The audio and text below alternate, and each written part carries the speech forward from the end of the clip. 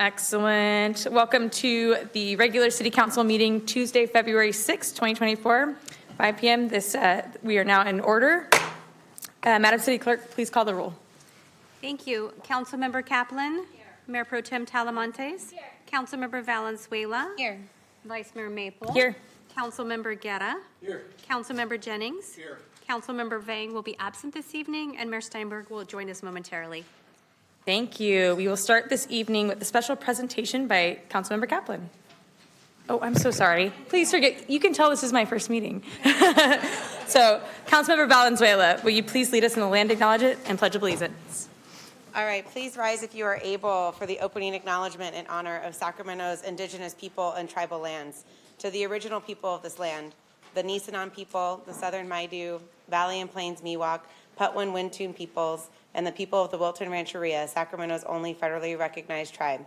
May we acknowledge and honor the Native people who came before us and still walk beside us today on these ancestral lands by choosing to gather today in the active practice of acknowledgement and appreciation for Sacramento's indigenous people's history, contributions, and lives. Thank you. Now please salute and pledge.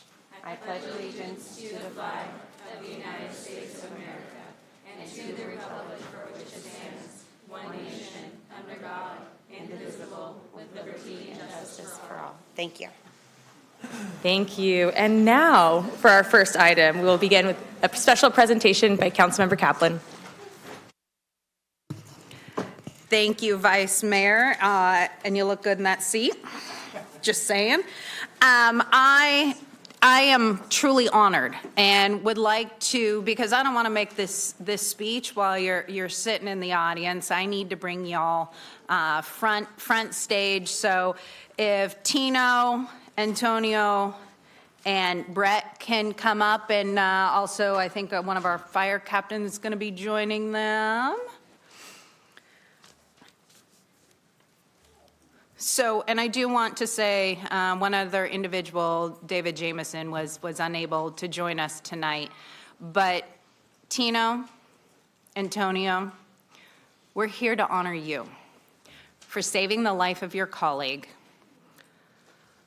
And here's the thing you didn't know. On the morning of December 4th, you woke up and you were granted some angel wings you didn't see. And because of those wings, you were able to save a life. In life, miracles happen every day. They're like the small pebbles in the water where it ripples, and it has the effect of going out over the water, and we don't always see that effect. And here's the thing. Our Department of Utility employees keep our city working every day. Our water clean, all of the equipment working. It is not always glamorous, but every day you do good as a city employee on behalf of our city. And on December 4th last year, you saved a life. You saved a life because you also took training you're not required to do. I am thankful for that. And even more so because you guys had those angel wings and we're there at the right time and the right place. And as I mentioned to you, it's personal to me. 8 years ago, because of individuals being in the right place and the right time and the training and heroic actions of our fire department, my husband's life was saved. And I was almost a single mom of a 4-month-old and a 3-year-old. I get to continue to have memories with my husband and my girls. And what you guys did was allow memories to continue to be made for Brett. Those are heroic actions. When he collapsed, you sprung into action without a moment's hesitation. And everything worked accordingly, without fail, of making sure that the fire department and everybody was there at the right time and the right place. I could not be more honored to recognize you, to thank you for being in the right place at the right time, to thank you for your selfless acts of doing training that only is going to benefit somebody else and not yourself. I thank you for allowing us to start this council meeting in honoring you, honoring Brett, and thanking you for your service and what you've done. I'd like to just briefly turn it over to our fire captain to say a couple words. Good evening, Mayor and council members. My name is Brian Moore, and I'm a fire captain and a paramedic for your fire department. For the last 7 years in a row, the Sacramento Fire Department has won the highest award possible from the American Heart Association for the quality of our cardiac care. That award is only won by 4 other agencies in Northern California. In 2023, Sacramento City Fire Department EMTs and paramedics restored the heartbeat of 200 patients. In Brett Marston's instance, the CPR provided by his coworkers literally kept his brain alive until we could arrive and restart his heart. On Monday, December 4th, 2023, Brett Martin suddenly collapsed while working in the well room at the Sacramento City Water Treatment Plant. His coworkers, Antonio Jimenez and Tino Serini, quickly called 911. Dispatcher Selena Anderson answered the call and coached Tino and David Jamison on how to better improve their CPR.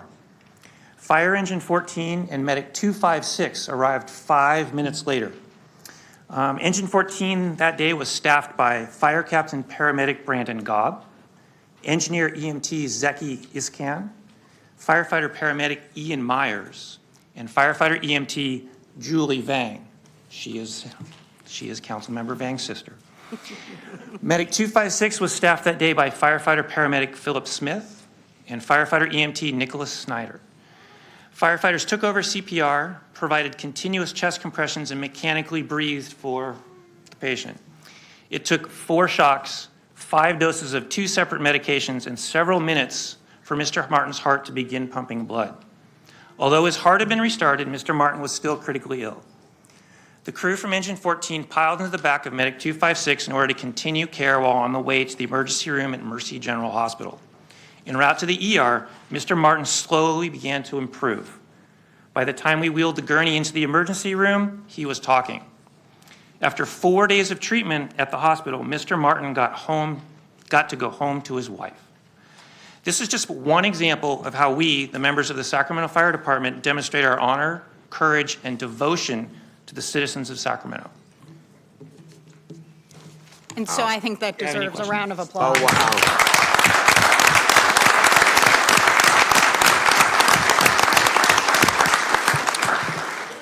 Tino, Antonio, a couple of words, if you'd like to say anything. I just want to thank you, Mr. Mayor and council members. I want to thank all you guys for allowing us to promote this CPR training and awareness, especially Ms. Lisa Kaplan. I thank you for your kind words. The way everything happened definitely was miraculous. And what's interesting is months prior to this, we had and I also want to thank the fire department because they were truly key in all this. I had a fireman, I was in a training class, and he stopped the training class and basically explained to everybody, make sure you guys have this type of training because it's very important.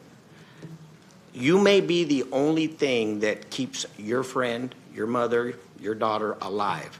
Those were his words. And the whole class kind of stopped and listened. Little did we know that in just a few short months, we would be in that situation. So I want to champion this whole idea for everybody here. If you ever get the opportunity to take this training, please take it. Our department, you guys, the city of Sacramento promotes it. They offer it. It is not mandatory, but I urge everyone to take it. It's extremely important. Thank you.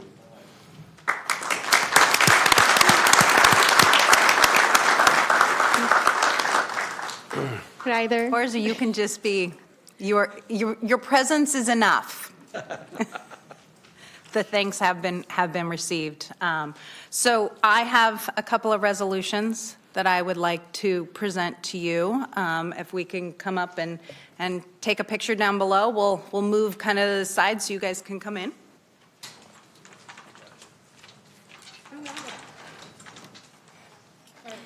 We want to speak? Or Lisa, I didn't see anybody, sorry, I didn't see any cues. Okay. Let's all join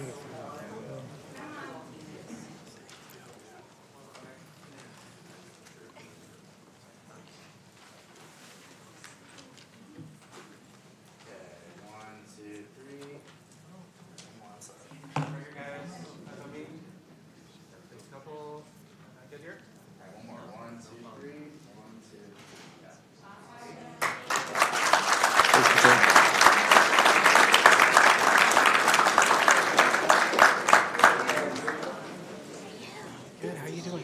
Good to see you too. Yeah, I know. See America. I think what you said is like we should do it.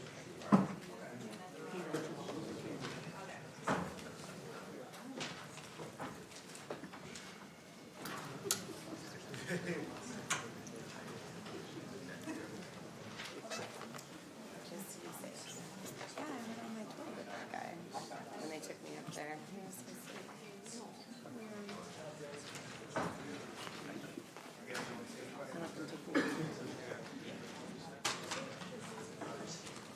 I know that there's going to be a public press event highlighting this heroic action again tomorrow morning. I look forward to being there and saying thank you again publicly. Thank you, Councilmember Kaplan, for bringing that forward. Okay, Eric, did you have a comment? Consent. For consent calendar. Okay. So, members, we now move to the consent calendar. I know item 10, Councilmember Vang, involves an issue in her district. Mayor, excuse me. Just wanted to make, there's nothing to report out from closed session. I'm sorry? Oh, nothing to report out of closed session. Okay, thank you. Item 10, we're going to continue at Councilmember Vang's request. She's ill tonight. We'll be here next week. So let's make sure the maker of the motion includes continuing item 10. Are there questions on the consent calendar or items that members want to be heard or voted on separately? Eric, on after public comment, I'll take comments on item number 5. On item number 5. Okay, thank you. Mayor, I also have comments on item 5. Okay. Thank you very much. Any other items? All right. We have public testimony on the consent calendar, Madam Clerk. Yes, Mayor, I have 7 speakers on the consent calendar. The first is Isaac Gonzalez on item 4, Annette Emery on item 5, then Lambert on 8.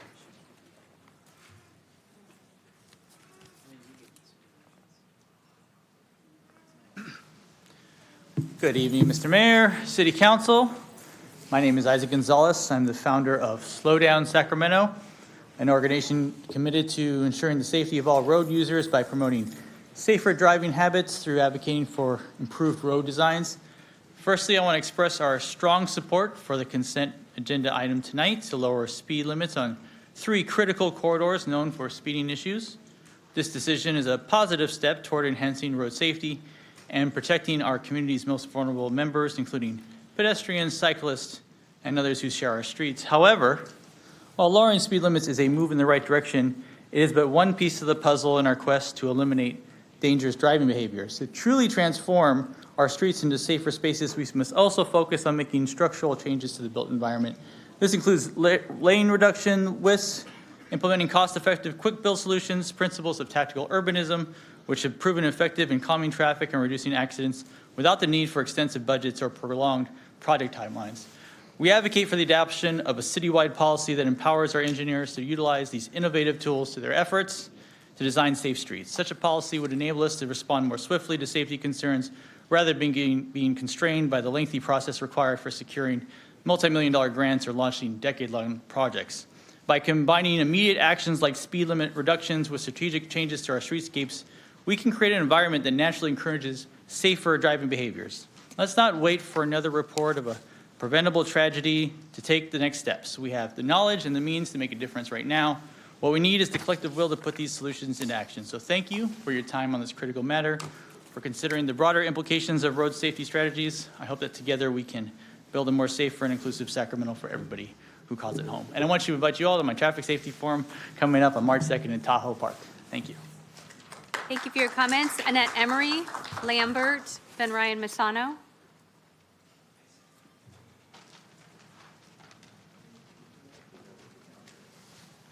Good evening. I'm Annette Emery. I'm a resident of Sacramento and a member of the Gardenland Northgate Neighborhood Association. And my neighborhood is filled with streets that are 2 lanes in each direction, plus a left turn lane, and they're treated like super freeways. So anything we can do to slow down would be really great. It becomes to the point where I do ride a bike. Sometimes cars will pass me in the bike lane because people going speed limit, they're going, no, that's too slow for me. And it makes really difficult when you're saying, let's walk, and people going, it's too dangerous. We need to have safety with slower traffic, and it's also good for the environment since higher traffic means, it's poor air quality. I noticed on the list one of the places mentioned was Northgate to Colfax. I drive that a lot, and you are basically almost getting a sign saying, go as fast as you want. It's just you start going over the Arden Garden connector, and pretty soon you are going 50, 60 miles an hour. So anything we can do to start slowing down traffic is very much appreciated. We have our future to think of that. Do we want to continue to go and keep encouraging cars and having bicycles and walkers as those other things that we don't have to worry about, along with transit. So please, I do support measures, actually 4 and 5. Thank you. Thank you for your comments. Lambert, Ryan Masano, then Julius Giles, then Keon Bliss.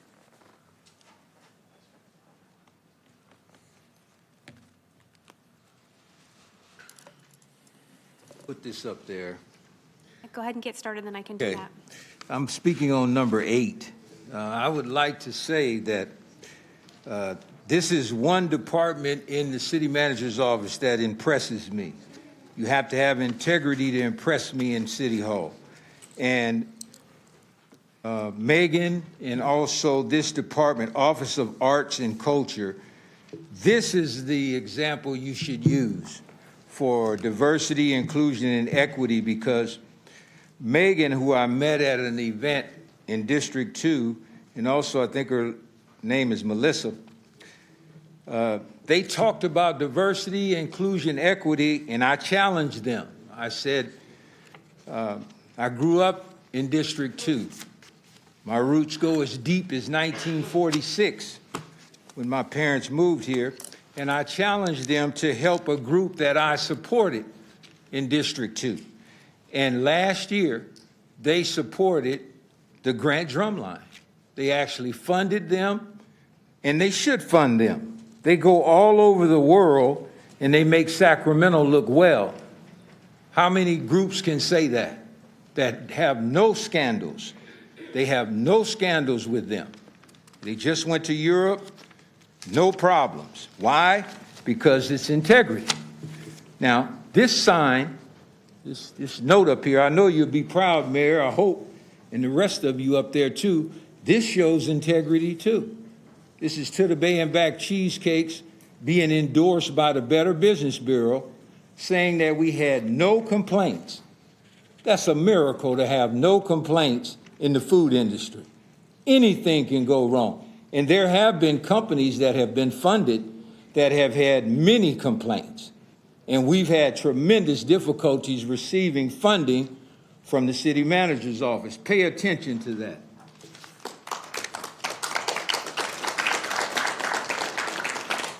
Next speaker is Ryan Masano. Following Mr. Misano is Julius Giles, then Keon Bliss, then Mac Worthy.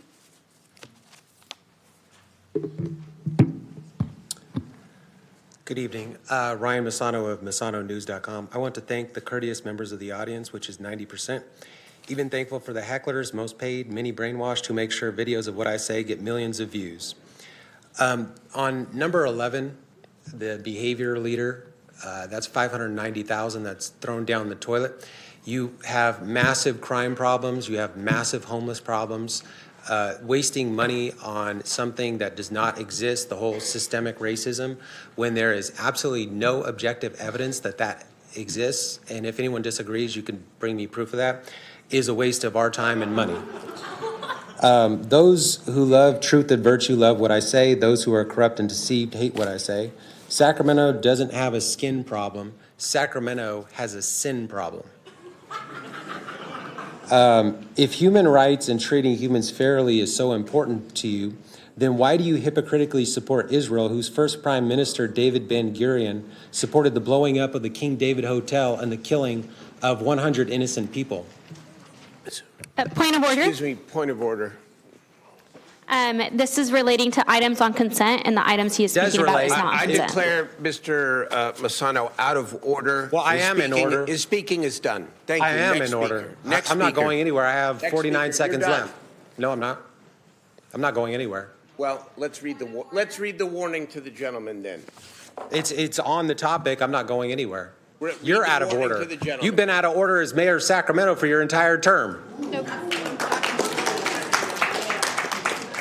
Government Code Matter of fact, Section everyone up there is out of order. 549.54.3 provides that members of the public Lisa may Kaplan address throws the a city temper council tantrum every on any single item time. that is She's within the always out of subject order. matter jurisdiction of the legislative body. Please proceed if you have comments under the jurisdiction of the city of Sacramento and on the consent Yet calendar. you have Israel in your jurisdiction, but an American citizen is Timer, not in Mr. your Mayor? jurisdiction? That's nonsense. Mr. Misano, are you going to sit down? I'm going to stand right here. All right, we're going to take a 10-minute recess, and we're going to take a 10-minute recess, and we're going to make sure that Mr. Misano leaves and does not come back tonight. Thank you. I am coming back.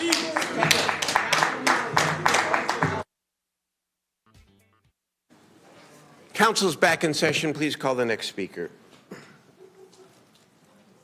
On the consent, we're still on the consent calendar. Thank you, Mayor. I have three more speakers, Julius Giles, Keon Bliss, then Mac Worthy. Julius is speaking on item 11, Keon on 14, and Mac Worthy on 21.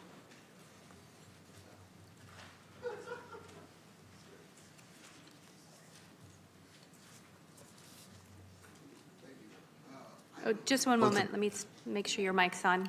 Can you guys hear me? Yes. Wait 1 sec, please. We're just trying to get the mic on. Go ahead. Please proceed. Okay. Item 11, that was about diversity. Am I correct on that one? It was? Okay. I wanted to speak on that just real quick. The issue I have with the whole diversity thing, and the biggest problem I have is that it's always about a certain group of people, but it's never about all people. It's not diversity of thought. It's about just race, your sexuality, all that bullcrap, your gender, things like that. It's never about all people.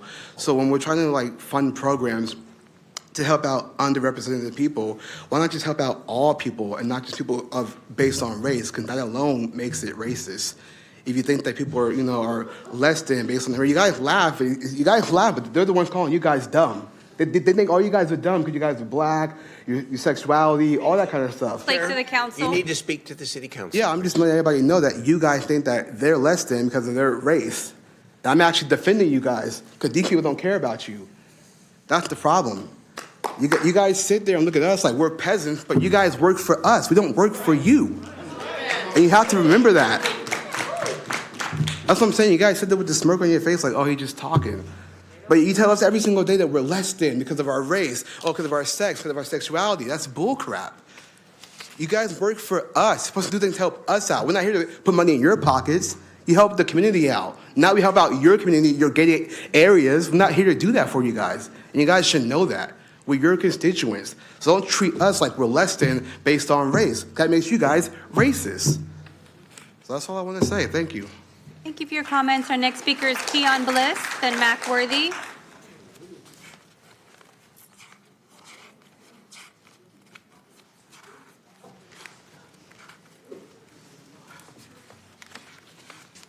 I'm here to talk about item 14, which is allocating or shifting funds in order to reimburse or in order to pay for an updated video wall to the Sacramento Police Department's real-time crime center. While I see that the Sacramento Regional Transit District is willing to cover up to half of that, I'm really wondering why, when all of you are aware that we're about to approach a $56 million budget deficit, we're even spending a dime to just upgrade a video wall that was installed as recently as 2016.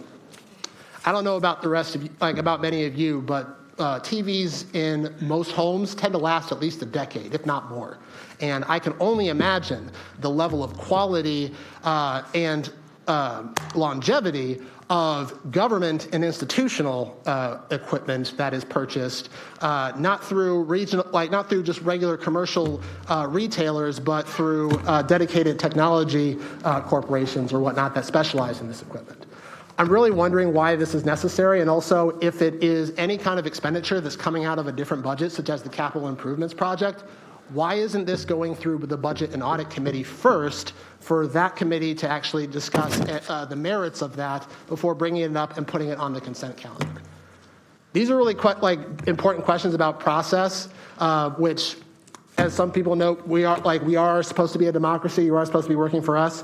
It really would behoove this council and the public to really ask ourselves, why does the police department or the regional transit authority need to upgrade its video wall?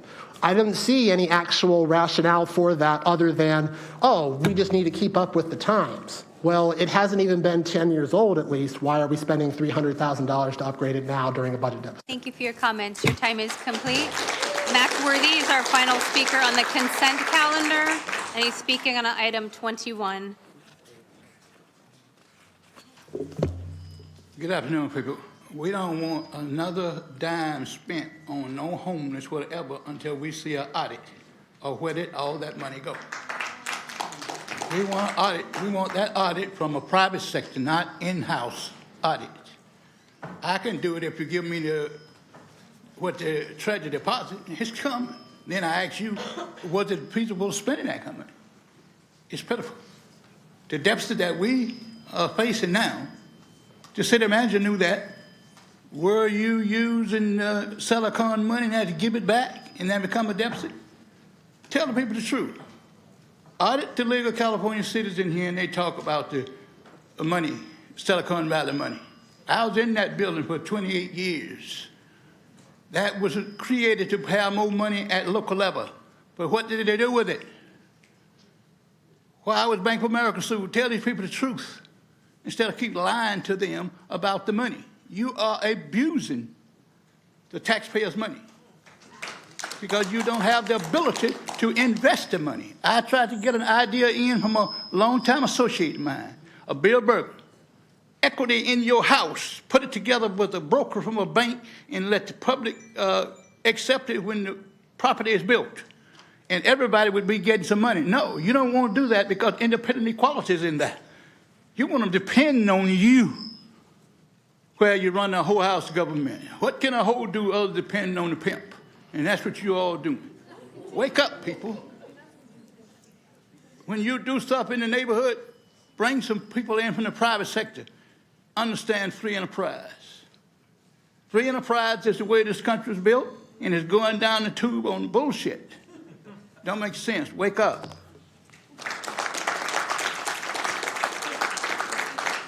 Mr. Mayor, I have no more speakers on the consent calendar.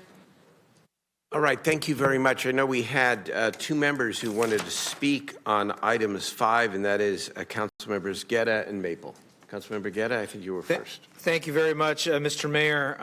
First, I want to say how grateful and proud I am for today taking an action that is not an easy one given the restrictive laws at the state level to reduce speed limits. And we're going to be taking an action today to reduce the speeds on 21st Avenue, a corridor that links a community center with community, that links 2 elementary schools with community, the links a high school with community, and a library with community in an area where we're trying to encourage more pedestrian activity, more bikeways, and encourage our young people to take advantage of this area. But with that, I know how difficult it is to reduce these speeds, and we've looked at a number of corridors, and the state law rubric that restricts our ability to do that says that it's the 85 percentile. Well, when people are driving well above the 85 percentile, it's almost a self-fulfilling prophecy that will increase speeds. And so I would like to move not only this consent calendar, but also to provide direction to the city manager and staff to advocate at the state level, to encourage that as part of our Vision Zero policy on changing that rubric. And also, I'd request to my colleague, Councilmember Kaplan, who's on the board for the League of Cities, if she can bring those efforts there. And I know you do a lot of that work because you do the walk train with your school every day and see the speeds in that. With that, Mr. Mayor, I also want to thank JoJo, Megan, and David from our Public Works Department for this effort. I know you, in earnest, tried to do as much as you could, as many roadways as you could, and have also looked at all the different speed bumps and speed lumps to reduce it around our schools. With that, Mr. Mayor? Continue item 10 as well, please. Yes. I'll move this item and continue item 10 for Consent calendar and continue. Yep, exactly. I'll second. Okay. Just want to make sure that item 10 was part of that. Thank you. Councilmember Maple. Thank you, Mayor. Sounds like there was a second and a third, so it's I won't belabor this because my colleague, Councilmember Guerra, made wonderful comments. I just really want to appreciate this project, especially for the enhancement of pedestrian crossings at Alhambra and Next Street. So in our Vision Zero plan, this is one of those high injury network corridors. We see a lot of incidents here. And many of this is right down the street from high school, right down the street from an elementary school and a middle school. It's right across the street where we have many community gatherings, and it's just an area where there's a lot of pedestrian traffic. And so, as you all know, it's really hard to get these dollars. We don't necessarily have it in the budget on our own, and so I really appreciate our staff for working hard to make sure that we take every opportunity that we can to get these dollars into our budget to make our streets safer. So just really appreciate you all. Thank you. Thank you, Councilmember Maple. All right, Vice Mayor, excuse me. We have a motion and a second on the consent calendar, including item 10 being continued. All in favor, please say aye. Aye. Opposed, abstain. That passes 8-0. We now move to the discussion calendar. And number. Which one needs a vote? We only have 7 people. We only have 7. A 7 no. Sorry. That's right. I was good at math. Okay. Let's move to the discussion calendar, item 22. Mr. Donato. Good evening, Mayor and Council. I am Aaron Donato, your Labor Relations Manager, and agenda item 22 includes the appointment of Farishta Arari as interim city auditor and approves her interim hourly rate of pay at $75.075000 an hour. Additionally, as a result of her interim appointment to interim city auditor, Ms. Arari will receive all of the benefits provided in the unrepresented resolution, just like other unrepresented staff. Thank you, and that concludes my report. Mayor, I do have one speaker on this item. Please. Mac Worthy.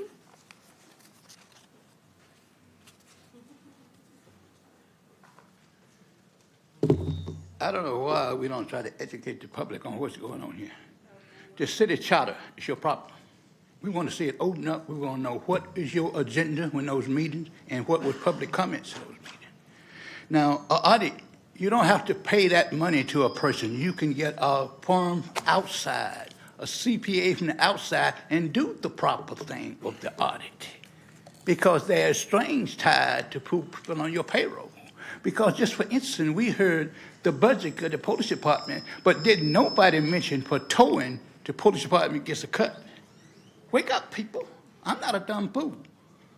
I've been here for 82 years and not depending on no government, free enterprise. Teach these people something about free enterprise and track you with what you are doing with the money.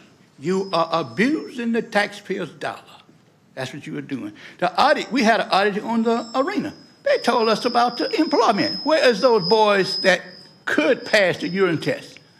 Where are those that couldn't pass the urine test? Are they in jail? Look at the police department, what they got of the ambassadors. Did they get a urine test? They are using those against the others. I can show proof of it, of a case of a friend of mine's grandson. Wake up. We want to know how much you are paying them to snitch on the others. Willie Lynch told them to slavery, pin them against each other and control them. And that's what you're doing. That's a disgrace to the police department, to reach out to that type of punks and skunks in order to put somebody in jail. It's pitiful. Mayor, I have no more speakers on this item. All right, thank you. I've got Councilmember Talamantes and Vice Mayor Maple, and I'll make a comment. I'd like to move item 22 to make Farishta the interim city auditor. Wonderful. So just congratulations, Farishta. She's currently the city's assistant. If you want to come on up. Oh, yeah. She's currently the city's assistant city auditor and has been with us for about 10 years, has her CPA, is an alumni of UC Davis, right? Yes. Yeah, I just want to make sure. But I know that you have really important projects ahead of the city council here, including the police department's evidence and property division, our city's homelessness response, utilities water and wastewater funds review, ethics commission, animal care services, cannabis business operations tax, and you just have so many projects underway, and just congratulations. I know you're qualified. I know you're ready to do this job, and looking forward to working with you. Thank you. Thank you. Vice Mayor? Yes, thank you, Mayor. And I just wanted to, well, I don't congratulate in advance. Don't want to presume to know what my colleagues will do, but just really want to really appreciate your service to the city of Sacramento, the amount of years that you've been here.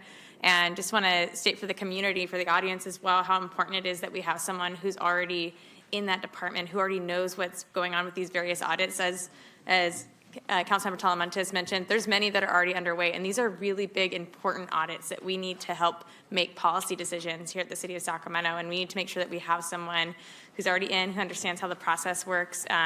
So I'll repeat what she said. You're qualified, you're ready, and congratulations in advance. Thank you. Thank you. Thank you. Let me add my congratulations as well. You are the right person for this job, and you've demonstrated such ability and that fine line between arm's length and collaboration, which is a tough line for an auditor. You've demonstrated that, and we're really happy that you're willing to take this on. For city auditor, for those watching and interested, is actually one of the tougher jobs. A lot of tough jobs, but it's tough because you have an obligation to sometimes report things that are not, do not necessarily make others in the city happy. And that's your job, right? To make the city better. And at the same time, you work within the city to make the city better. And it is that fine line that I know you understand. And we'll do a good job, a great job on behalf of the city. So congratulations to you. Thank you. Do you want to say anything? Your first speech as the interim city auditor? About 5 minutes long. Not really. I just appreciate that you guys have that confidence and know that I have that ability to get the job done. And I'm going to do my best to do that. Thank you. Very good. All right. I think we can call for a voice vote here. All in favor, please say aye. Aye. Aye. Opposed, abstained. That's 7-0. Would have been 8, but thank you. Thank you very much.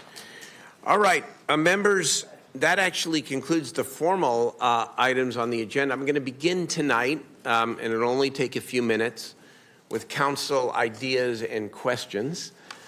Including an adjourn in memory that we weren't able to get to 2 weeks ago. And I know Vice Mayor Maple has an adjourn. Maybe I'm going to start. Is that okay? So Sacramento lost a dear colleague several weeks ago, Councilmember Lauren Hammond.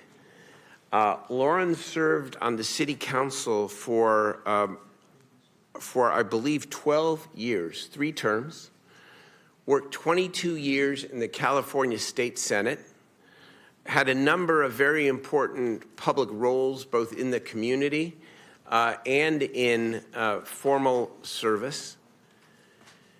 And I know I had the privilege when I was a much younger man of sitting in Councilmember Guetta's seat, District 6, and Councilmember Hammond sat where Vice Mayor Maple is sitting now. Actually, not so, in the old city council chambers. And Lauren Hammond was a unique leader and unique person. She would tell it like it is. And whether you agreed with her or disagreed with her, she was not afraid, ever, of controversy and of speaking her piece. And she did it with a smile and with an inherent kindness about her. She was the kind of person who you could have a political disagreement with, and then the next day get together for a cup of coffee and talk about anything and think about how you were going to work together on next item. Great sense of humor.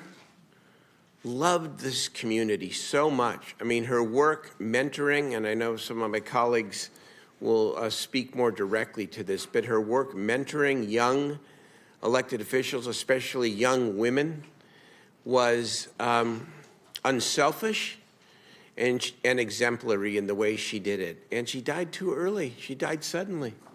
I know I had a social cup of coffee with her right before the holidays, and it was just so nice to remember that even after all the arguments and the fights in politics, that we all do our best, and we're all here to try to do the right thing by the people, and that was Lauren Hammond. And she is survived by her wife, Margaret Maher, who a wonderful person who also worked for the Senate for so many years, her siblings, Marcia, David, Carol, and Kevin Hammond, her aunt, Fran Purton, who I've also known for years, and cousin Reuben, niece and nephew, Claire and Miles, nieces Emily and Lindsay Powers, along with many Maher nieces and nephews, and her goddaughter, Alana Bristow, and sister, Lauren George. Her cherished dog, her canine companion, Finn, and numerous additional extended family members, colleagues, and maybe most important, an enduring legacy, not only in District 5, but in Sacramento. So we want to adjourn at the end of the meeting tonight, because we're going to have a significant amount of public testimony at the end of the meeting, in honor of our friend, our colleague, beloved Sacramentan, Lauren Hammond. I know my colleagues are all up. Maybe you want to speak on that, and maybe you have other things that you want to announce here tonight. Councilmember Guetta, excuse me. Thank you, Mr. Mayor. I'll focus my comments on the adjourned memory of Lauren Hammond, and just like you and I, we're part of the Senate staffer family, and she gave me a lot of advice about what it was like to have 2 roles, to be able to work for the public and then serve for the public in both capacities. And I remember meeting Lauren Hammond when I was on the board for the Tahoe Park Neighborhood Association, because back then the old district represented West Tahoe Park and Colonial Heights. And so she was one of the few council members that represented both sides of Stockton Boulevard. And a lot of us were very concerned about the issues happening on Stockton Boulevard. Some of the things we took action today on roadway safety, the things that we were going to hear during the budget presentation about supporting the issues of human trafficking on Stockton Boulevard, working on the issues of many of the women who were found themselves victims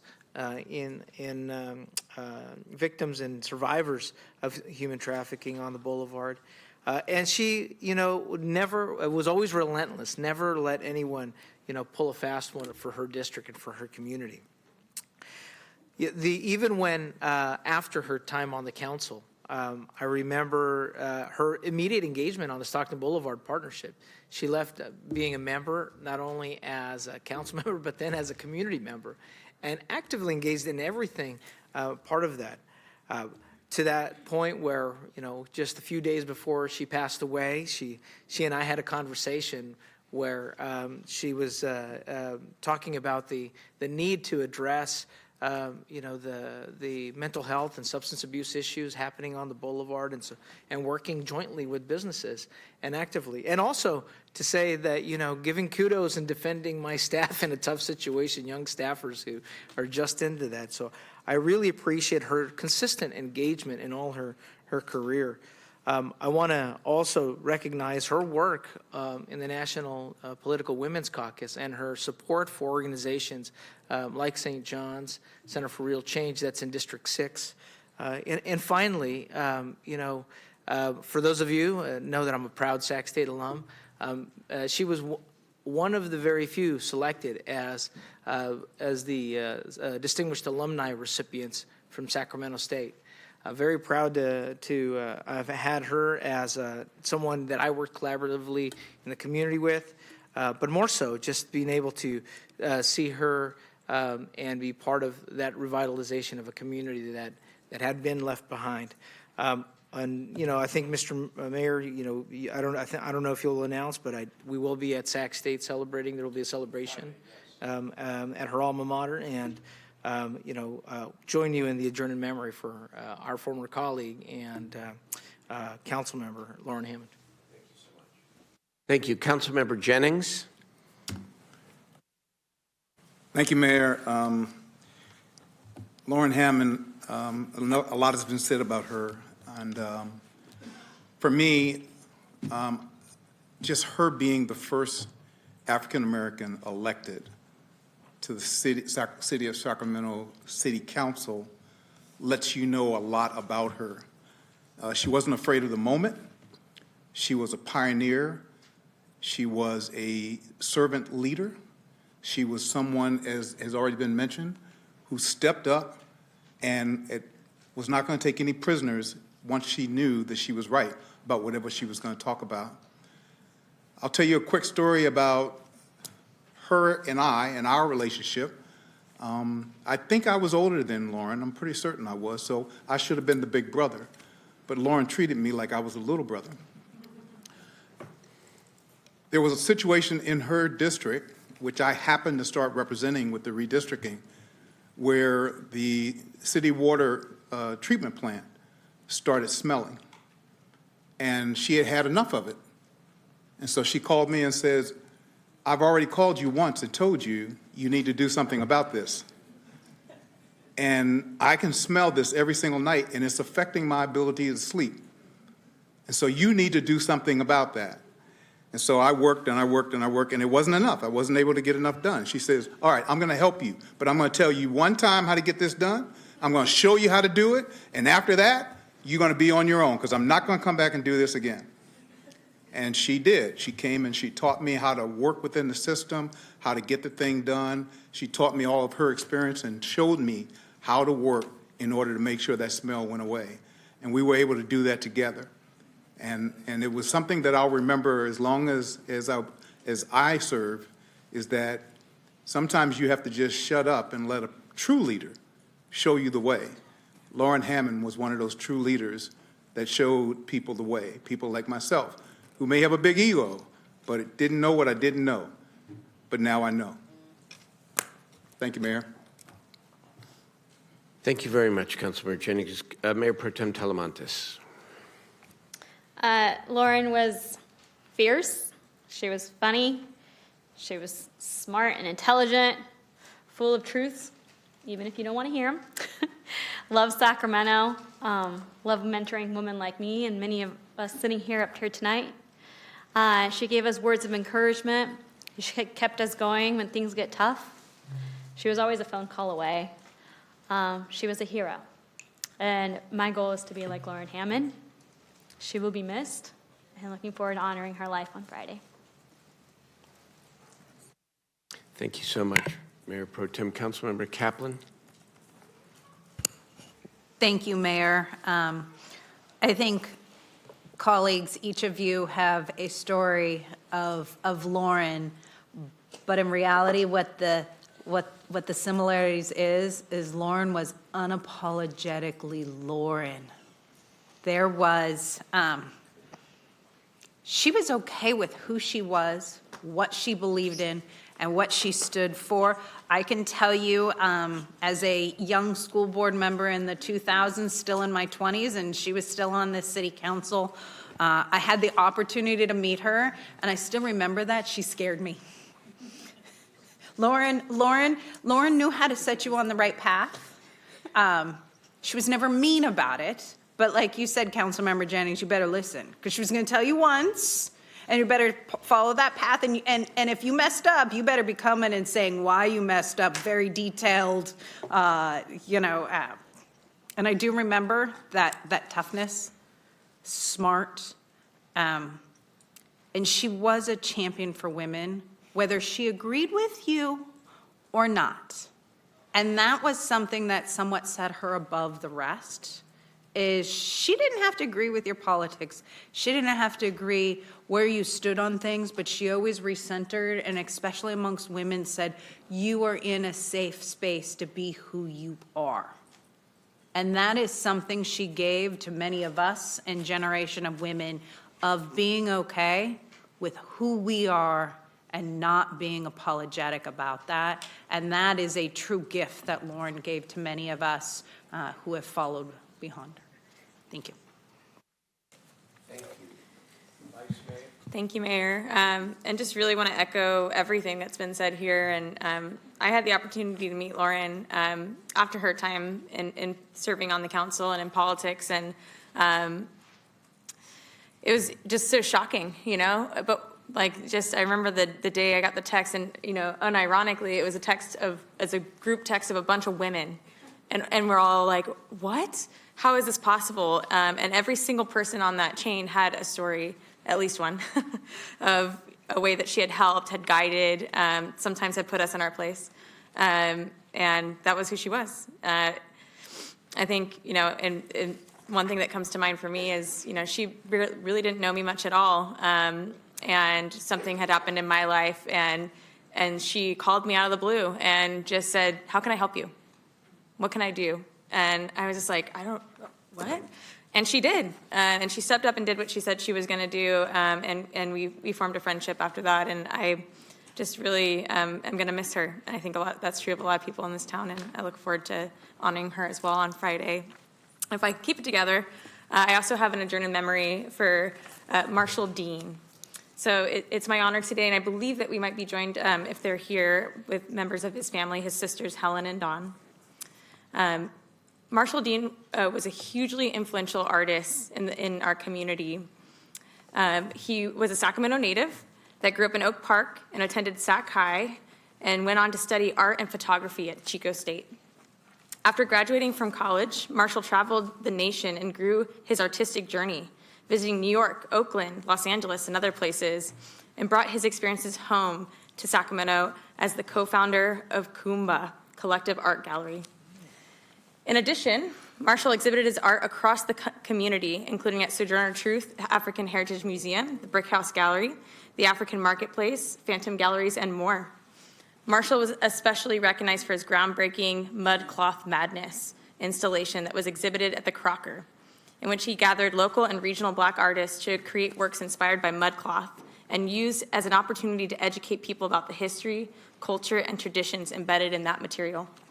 Most importantly, Marshall, throughout his life, worked incredibly hard to uplift and support other Black artists in Sacramento, and he will be remembered and honored as a tireless advocate for public art and for Black artists to have the space, resources, and support that they need to develop their work. Thank you, Mayor.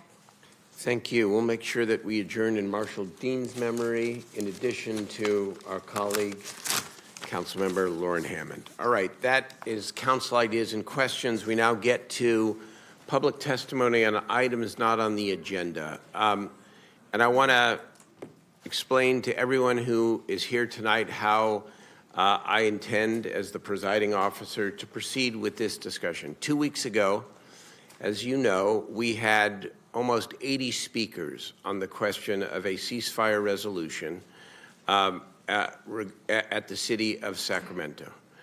And testimony was passionate, and I know I listened intently and heard you. Now tonight, people are back, as is your right, to speak your truth to power in this democracy and in this city. I know that I represent, as mayor, an entire community with deeply divided points of view on the question of any particular ceasefire resolution and or whether or not the city council itself should actually entertain a ceasefire resolution. Earlier this afternoon, I convened a very honest and cordial meeting between leaders of the Sacramento Jewish Federation and leaders of CARE, among other leaders from each respective community. They have committed over the next days to meet intensively to work towards a common community position on what we do here. And I think that's really important because if it doesn't come from the community, and I mean all of the community, and if it doesn't serve to not only speak everyone's respective truth where there is disagreement, but also serve to heal and bring our interfaith community together, then any resolution, which I know many of you in the audience here want today, and there are some here in the audience from the Jewish and other communities that oppose it.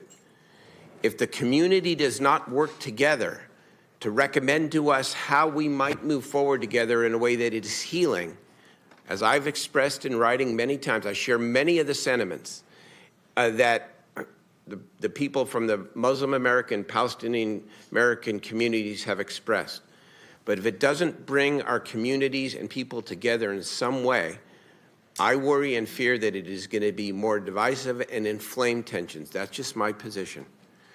So tonight, you have the right to speak, but we have 71 speakers, and we're not going to do it the same way tonight. Instead, what I'm going to do is allot an hour for this discussion, 1 hour. And so that would allow from the pro-ceasefire public testimony not on the agenda group here to pick 15 people. Pick 15 people. Nope. Yes, I do. To pick.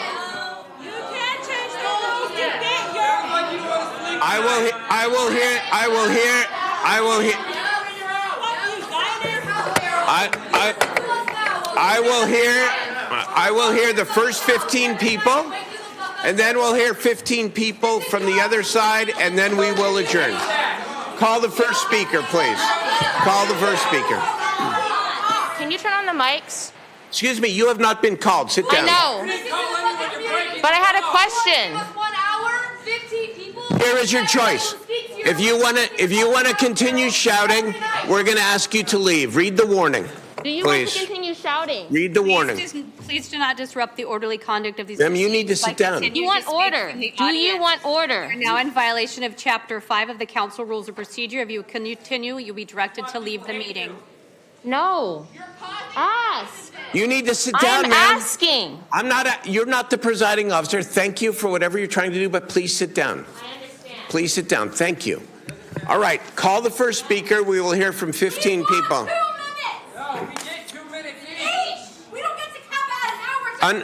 Please do not disrupt the orderly conduct in the proceedings by continuing to speak from the audience. All right, you're in violation. We are going to reset. We are going to recess for 15 minutes. I would encourage the leadership to please pick 15 people, and we will come back and hear you. We're in recess. We're in recess for the next 15 minutes.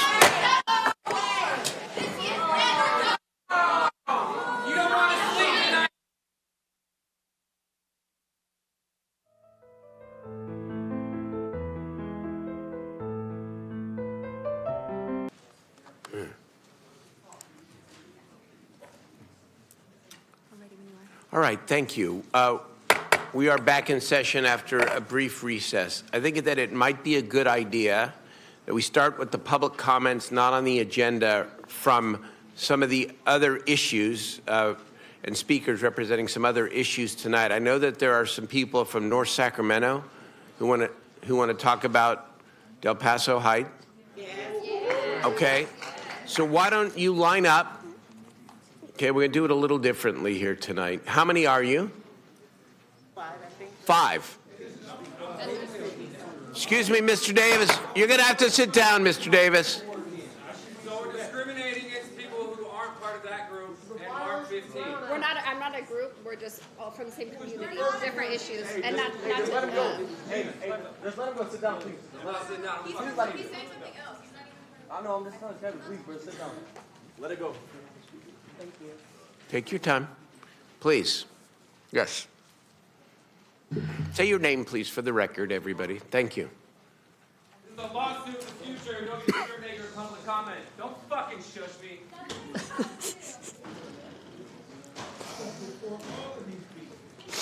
I'd like to remind members of the public who wish to address the council, you should have completed a speaker slip. We were no longer accepting speaker slips. Speakers will have 2 minutes to address the council. So that everyone has the opportunity to address the council, members of the public are asked to observe the rules of decorum. Council rules of procedure outline decorum expected in chambers, can be found on our website, copies at the back of the room, and is summarized on the back of the speaker slip. For instance, use of swear words, yelling from the audience, physically threatening conduct, and displays of disrespect are discouraged. The presiding officer requests that a person cease disruptive conduct, and if not immediately stopped, the presiding officer will direct the person to leave the room. You do have 2 minutes to address the council, so we're a little out of sorts today. So please, if you may, you don't have to, but if you'll let me know your name, that way I can remove your speaker slip. That's right. We'll do it a little bit differently, but it's okay. Go ahead. My name is Kathleen Kuklis. I come to you as a property and business owner in District 2. Additionally, I'm a grant writer and grant panelist, and I have feedback about the grant funding available to my district. I'm going to start with the facade improvements grant. The current guidelines for accessing grant funding for facade improvements has limitations. Business or property owners must have street frontage on Marysville Boulevard or Del Paso Boulevard to be eligible. However, this excludes several vital businesses and properties situated in alleyways and offshoots from these main boulevards. For instance, the Roberts Family Center, a pillar in our community, is just 300 feet away from Del Paso Boulevard, but doesn't meet the strict criteria for funding. Moreover, there are 7 properties lining Leah Alleyway, which serves as a crucial walkway near the heart of our economic activity. Unfortunately, these properties, despite being less than a city block away from Del Paso Boulevard, are ineligible for funding due to the lack of street frontage. I propose expanding the guidelines to encompass properties and alleyways and offshoots from Del Paso and Marysville Boulevard, and considering nonprofits or social enterprises within a specified proximity to ensure broader community inclusion. It's important to note that the current funding focuses solely on superficial exterior enhancements to the physical appearance of properties. However, this is a historic community that requires structural upgrades. Another challenge is the 50% match requirement for grants. For businesses seeking the maximum grant amount, this necessitates a match of $12,500, which could be financially burdensome. The next grant I'd like to speak about is the Transformational Reinvestment Grant. Grant funds are dispersed on a reimbursement basis. Additionally, the timeline for implementation is limited to 1 year, which might pose constraints for potential large-scale infrastructure projects. I propose 3 crucial modifications to enhance the effectiveness of the grant funding. One is I'd like to propose more inclusive guidelines to Thank consider you for your properties. comments. Your time is now complete. Our next speaker, please. Good evening, council members. My name is Christine Jefferson, and I live in District 2. I am a homeowner and a taxpayer, and we just had this weekend torrential storms with no close warming station for the unhoused. And since this council is dumping all the unhoused in our community, how inhumane is that? Where did you think those people went? With tents pouring. My house was shaking, so I can only imagine if I lived in a tent, what that felt like. You guys, when you put all the unhoused in our community and then you treat them without humanity, that's just wrong. The nearest warming station was on Auburn Boulevard.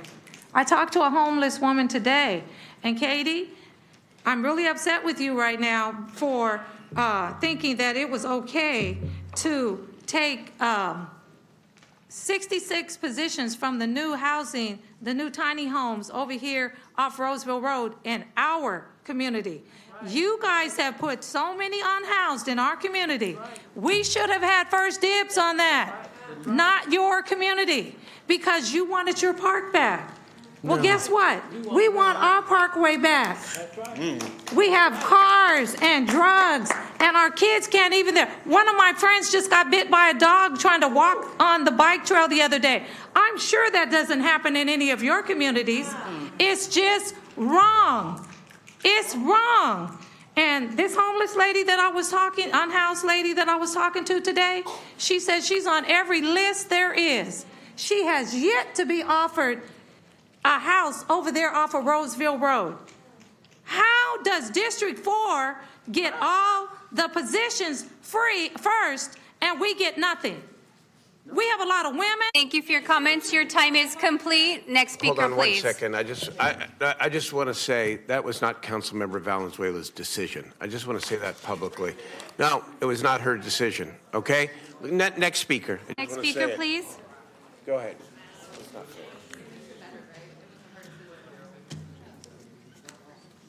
I'm a member of District 2, and I first want to say thank you to Mai Vang and Lisa Kaplan for supporting our district with some decisions that have been made.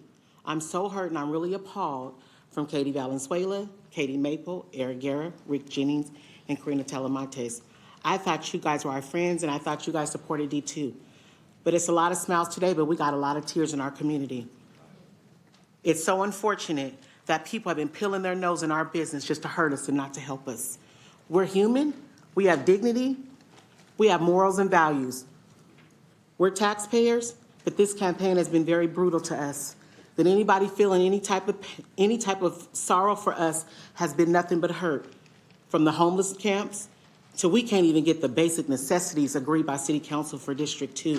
But you come and you beg us for your support, you beg us to walk for you, but just know this, everybody that hurt our district, we have opponents that we're gonna walk with and we're gonna campaign to help support them to replace you, and be mindful that you're trying to hurt D2, we keep receipts. So no matter what you think today, your leadership has been so ineffective for our district. Comments? Next speaker, please. My name is Greg Jefferson. I'm the president of the El Paso Heights Community Association. I have put that on the screen. Okay, I don't know if it's upside down or. Turn it the other way. Turn it around. Pay attention to the highlighted portion, if you will. We were told in District 2 that regarding the interim councilman's seat position, that no current city council candidate can run for the seat. That's what we were told. But when the application came out, as you see on the screen, it says candidates currently running for office of council member may be considered for interim appointment, must have their application in, no exceptions. So that is a contradiction to what we were told. If you leave this language in the application process, we want you to include this. This is where we have a problem. In the event that there's a runoff, neither of the current runoff candidates are eligible for the interim council appointment. That's right. We want that in writing, that in the event of a runoff, the top two council candidates cannot be appointed to the interim council seat, because right is right and wrong is wrong.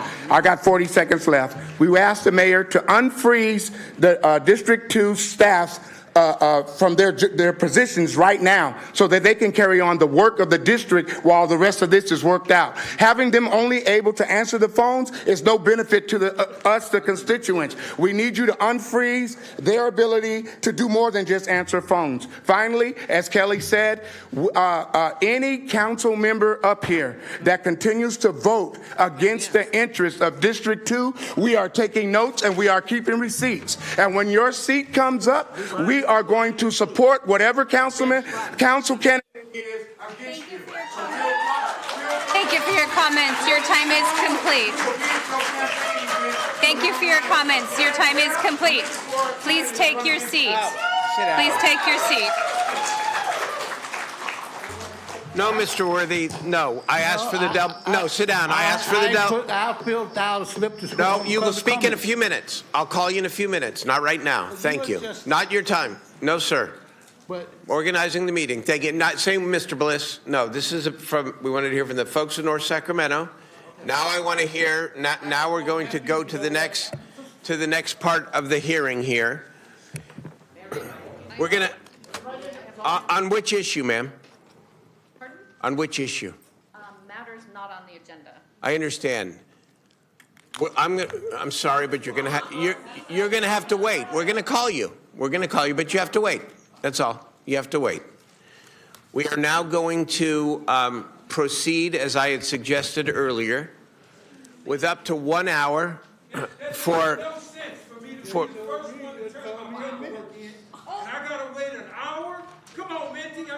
Mr. Davis, Mr. Davis, sit down. you just told me.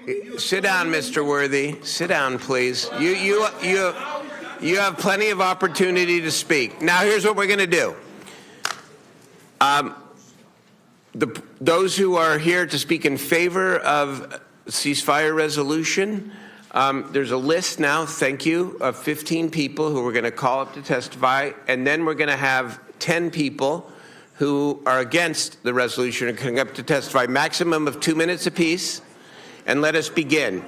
Call from the list. Mr. Davis, you will be called. Mr. Davis, read the warning. Please do not disrupt the orderly conduct of these proceedings by continuing to speak out from the audience. You are now in violation of Chapter 5 of the City Council Rules of Procedure. If you continue, you'll be directed to leave the meeting. Do you understand this warning? Please do not disrupt the orderly conduct of these proceedings by continuing to speak from the audience. You are now in violation of Chapter 5 of the City Council Rules of Procedure.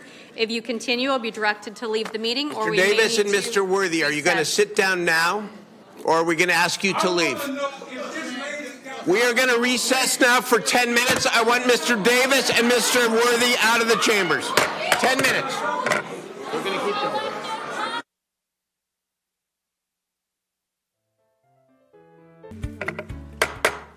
We're back in session after recess. The way that we're going to proceed after some consultation here is we're going to start with people who are here on items not on the agenda who oppose a resolution, or at least a particular form of the resolution. We'll take 10 of those speakers first, and then we will hear from 15 who have been selected on the pro resolution perspective. And now let's go. Thank you. I'm going to call a few names. Rabbi Ben Hermond, Eric Weisenthal, Matt Friedman, Rabbi Evan Rubin. You can all line up, by the way, if you would like, however you want to do it, whatever is. Go ahead. Rabbi Ben Herman. Is Rabbi Herman here? Thank you. Eric Weisenthal, Matt Friedman.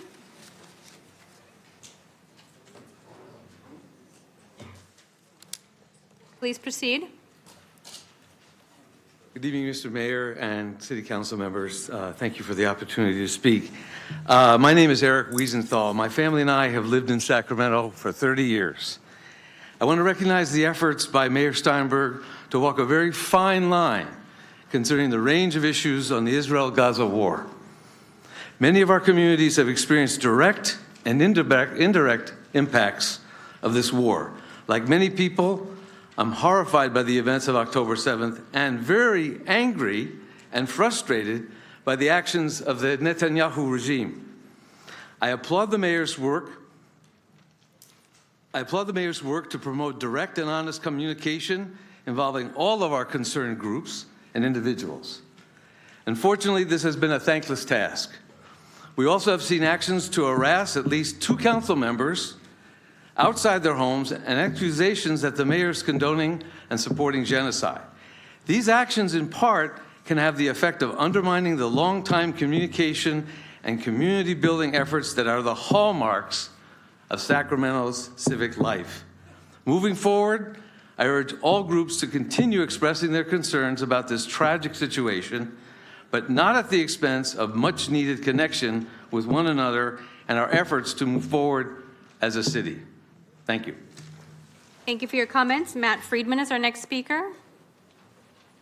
Good evening, Mayor Steinberg and members of the council. I am Rabbi Matt Friedman. I live in Midtown in Council Member Valenzuela's district.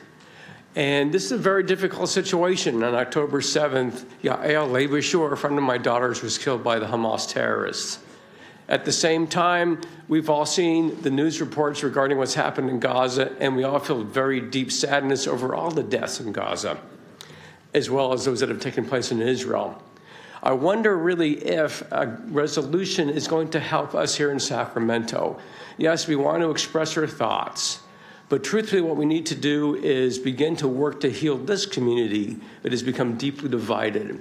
I urge that the council stand back from the initial desire to make a resolution that is almost impossible to formulate that all will find acceptable, and to rather take up efforts to work together to understand each other's hurts and pains and understand a very long history that has taken place preceding these events and are happening now. Our goal, all of us, I believe, is to have a peaceful community here and a peaceful community across the world, especially in the Middle East. I urge this council again to take note and take pause and consider duly maybe holding off and letting the community work together to resolve these issues. I wish you luck.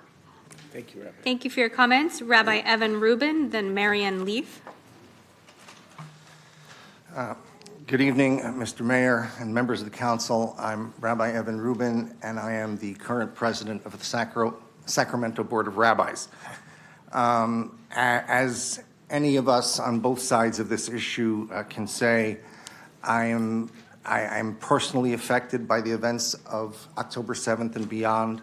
My mentor and his family reside in Israel and have suffered losses as a result of this conflict. My childhood rabbi resides in Israel and has suffered losses from this conflict. And I think on some level we all have suffered losses on both sides from this conflict. And it is a very personal issue for all of us.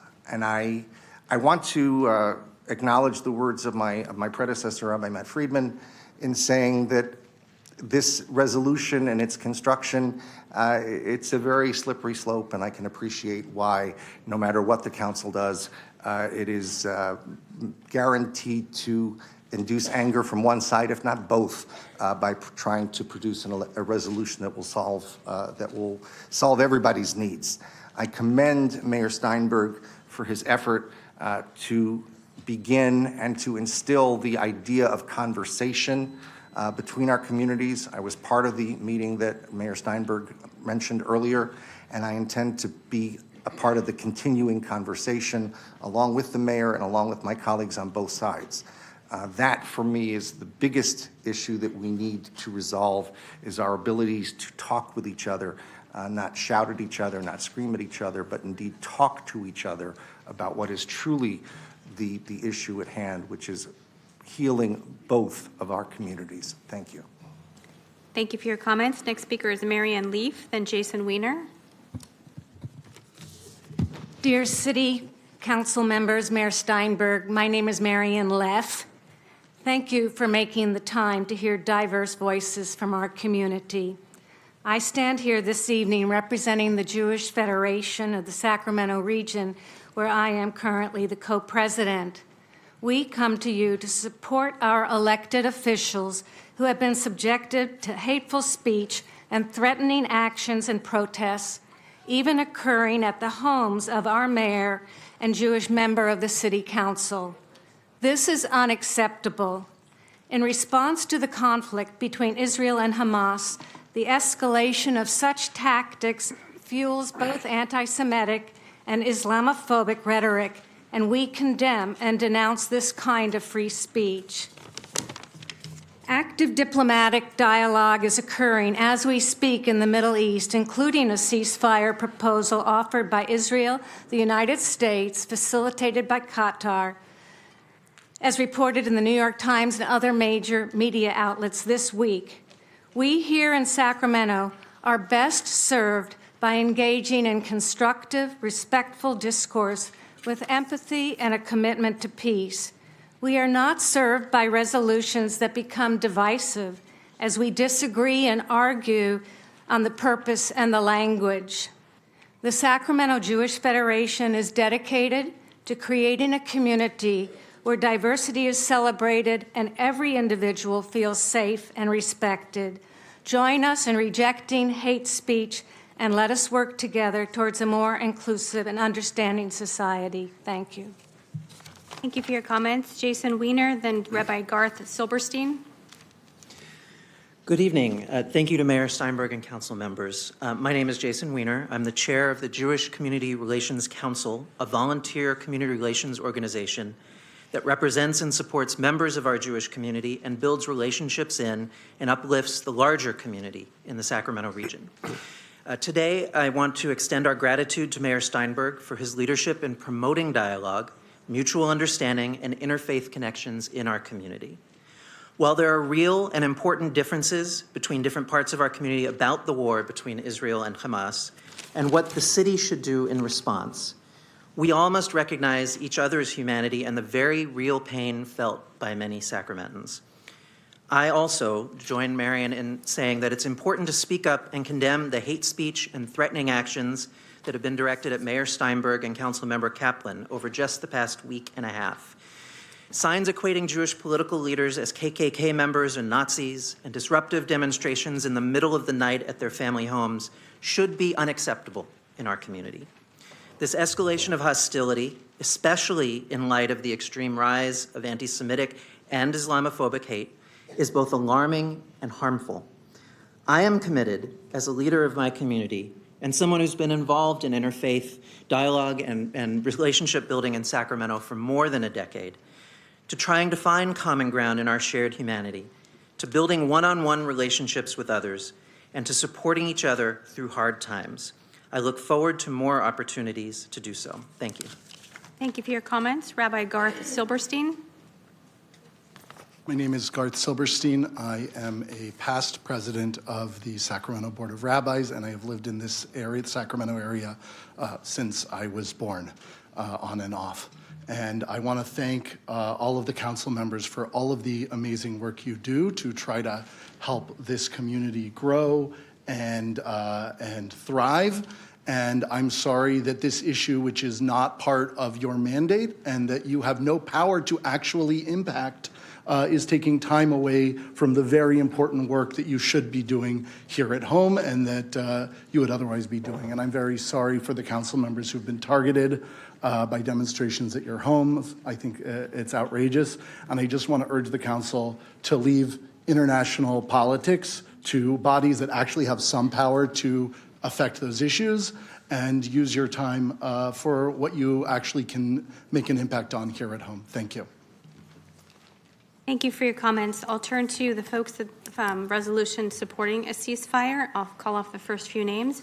Bassem, Maquis, Jessica, then Liv.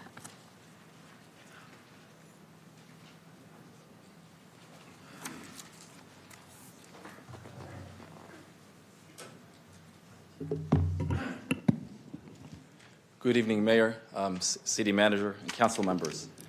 Recently, I wrote to all of you in the form of an op-ed discussing this situation. Sacramento is my home. It's where I raised my children, built my career as a civil rights advocate, and won public office to serve the community. I sat up there for about 6 years, serving the city as the police review commissioner. And as someone, but I'll tell you, being here, born in California, but I never once forgot where my family came from, and that's and where many still live. That's Gaza. As someone who has suffered the consequences of the ongoing crisis in Gaza, I implore our political leaders in Sacramento to act. A resolution calling for a ceasefire is essential as it will apply pressure on our federal leaders to act quickly to save innocent lives on all sides. For me and so many other Palestinian Americans, Gaza is not a site of a distant crisis. Gaza hits home right here in Sacramento. So far, 74 family members have been killed in the Israeli government's attacks on Gaza. Dozens more are missing. The number of family members who have been killed in recent attacks does not include the relatives who have died as a result of the Israeli government's medieval siege on medical supplies and attacks on hospitals. Deprived of essential medical supplies, my cousin Noor died of thyroid cancer, leaving behind 3 children under the age of 7. Just yesterday, Hamda Al-Qarra, she passed away. She was diabetic. She didn't have access to insulin. For my surviving family members, daily life in Gaza is a desperate struggle to stay alive. They struggle for basic necessities, food, water, healthcare, and basic hygiene supplies, such as menstrual pads and diapers, are scarce. What my family has suffered is not unique. The Israeli government has killed over 26,000 Palestinians in just 4 months. Over 12,000 of the victims are children, over 65,000 wounded. Thank you for your comments. Your time is complete. Our next speaker is Maquis. And I'll just say that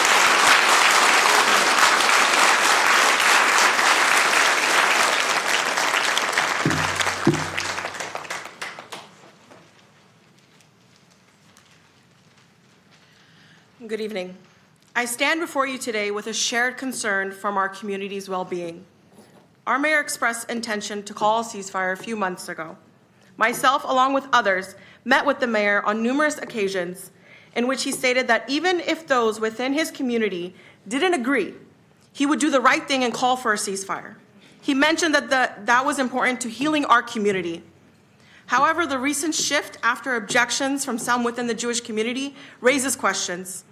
The mayor, using city letterhead, sent a letter to selected groups within the Jewish community in which he mentions he will slow down in discussions. Who slows down during a siege and a genocide? Where was our personalized letter? Our letter was published in the newspaper for all to see, unlike the other one. You chose to take a step back. You chose to slow down. Your letter mentions disrupted civic meetings as if the people have occupied this chamber week after week. As a matter of fact, I told you specifically that we have told the community we are working with the city and not to come down here in masses and to ask you to do something that you're already working on. Them being upset today is not on them. It's on the decisions that were made with shortening time and the number of speakers. And they've not only upset this community, but others who wanted to speak on other things. Moving forward, it is crucial that our leaders demonstrate unwavering resolve in their words and action. To rebuild trust, we must engage in honest dialogue, understanding the concerns of all communities involved.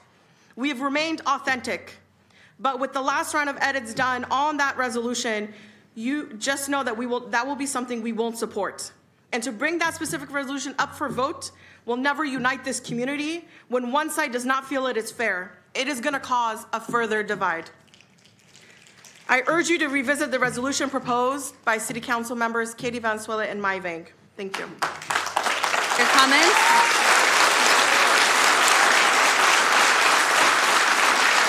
Our next speaker is Jessica. Jessica, Liv, then Haitham. This is Jessica and Liv together for 2 people, 4 minutes. Does that work? You get 2 minutes. You get 2 minutes each. Please proceed. Mayor, Council, and also the JCRC and the Jewish Federation.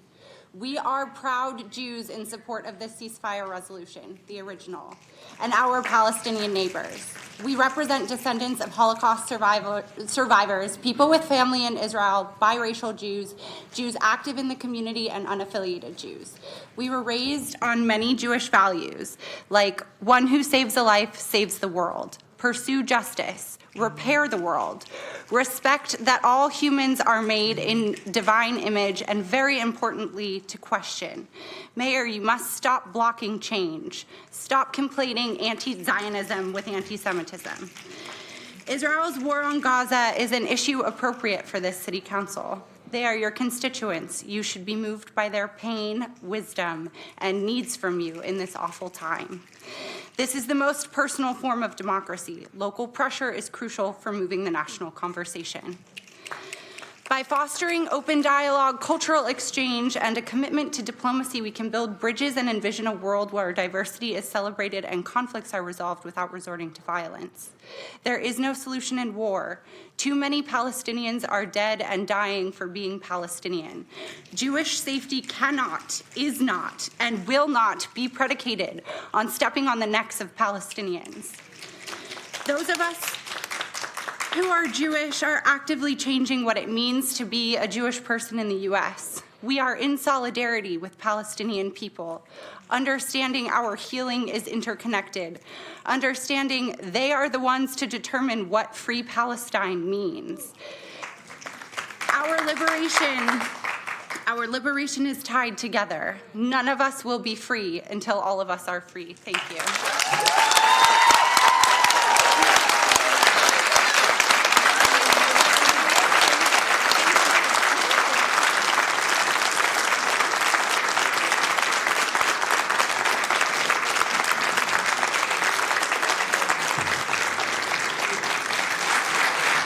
We have Liv, Haitham, Shadi, and Reem. My name is Haitham Bisharat, Haitham Maurice Bisharat. I'm a second-generation Palestinian American, born at Sutter Memorial Hospital, a mere 30 blocks from here. The story of how my family arrived in the United States sounds similar to many of those standing before you here tonight. My grandfather, Maurice Hana Bisharat, and his siblings came to the United States in the 1940s. We lost rights to the family home in Jerusalem because of Israel's absentee property law, the main law reallocating to Israel property belonging to Palestinians who left, were forced to flee, or who were deported in the 1948 Al-Nakba, the catastrophe, when almost overnight nearly 1 million Palestinians fled from what became the State of Israel. Historically, my family is Greek Orthodox Christian. Sacramento's sister city is Bethlehem, where roughly 30% of the citizens are Christian. The city of Bethlehem canceled its annual Christmas celebration last December in solidarity with the people of Gaza. The suffering of their Muslim and Christian brothers and sisters too much to bear to celebrate even their Savior. Multiple churches in Gaza have been bombed since October the 7th. Hundreds of people taking shelter in those churches, Muslims and Christians alike. These are human beings with children like my children's names, my brothers, my friends, like many of those in this room, like mine.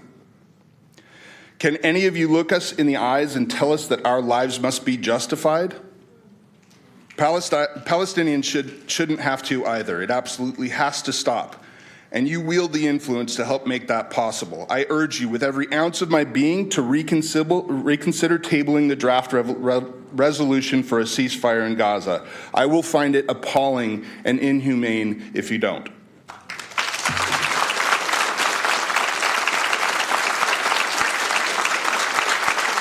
Our next speaker is Shadi Reem Amira. Next speaker, please. Thank you, fellow council members. Mayor Steinberg, you have shelved the Gaza ceasefire resolution calling it one-sided, which was put forth by our courageous council members. I feel that watering it down to being one-sided is incredibly troubling as a humanitarian catastrophe is unfolding. We are 120 days in the Gaza siege. Each day, families are torn apart. Lives of in excess of 27,000 humans have been lost, while 2.2 million face imminent risk of famine. While you refuse to put the resolution on the agenda due to it being one-sided, over 200 people are dying each day. Okay, Mayor, we hear you. You have stated in your op-ed that there may be no alternative but for you and your colleagues to bring forward a fair resolution that reflects the views of most of the people in our city. Speaking for myself, I encourage you to put forward this resolution. The great city of Sacramento is heralded as the most diverse city for over 20 years running.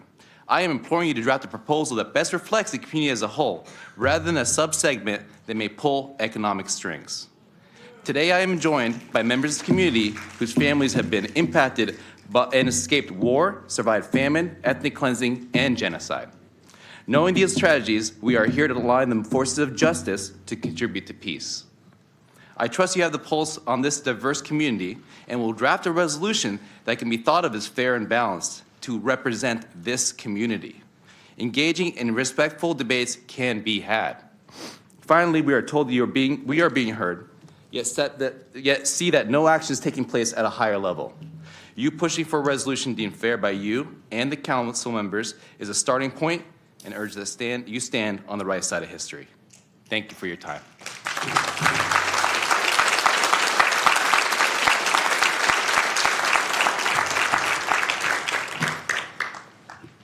Please proceed. Mayor Steinberg, council members, good evening.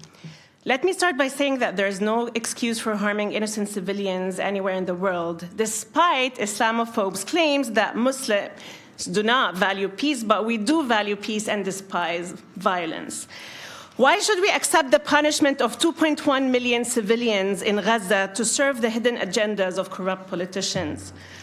Why should we allow mutilation and killing of children in Gaza to help Netanyahu, a warmonger and peace denier who was actually a major proponent of the US invasion of Iraq? Why flatten Gaza for someone who was glad that Hamas got elected to justify sieging Gaza? Someone who still uses Hamas as a pawn to divide and conquer. Someone who actually explained in details what we're seeing today in a leaked video years ago.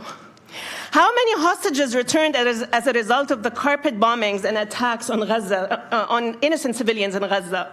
0. Mayor Steinberg and council members, let's face it, the ongoing bombing and attacks aren't helping anyone on either side. Until when will it be acceptable for innocent civilians to be victims of the arms industry and those who profit from wars and violence? While we remain hopeful and have confidence in God, we are tired. We're tired of seeing our brothers and sisters slain daily in Gaza and the West Bank.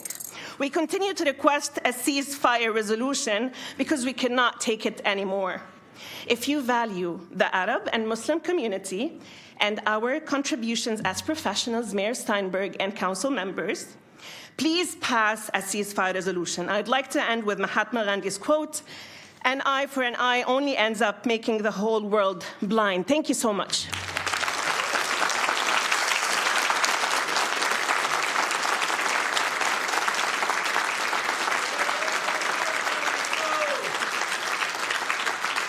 Our next speaker is Amira, Patricia, Miriam, then Tanya.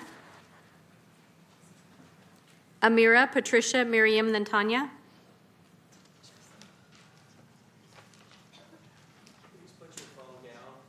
Please, taking notes, okay? Please proceed. Is that something that will show? Yeah, as soon as you start, I can put it up.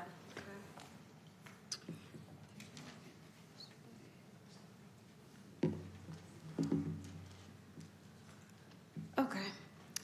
A ceasefire resolution removed unilaterally twice from the agenda, people's voice silenced and time restricted. As a doctor in political science, I recognize this as an act of hijacking democracy. Mr. Steinberg, you contradicted yourself when you wrote on January 23rd, "I don't believe the City Council has any choice but to address the situation in the Middle East." But in a letter 3 days later, you blocked the ceasefire resolution because it's a foreign policy issue.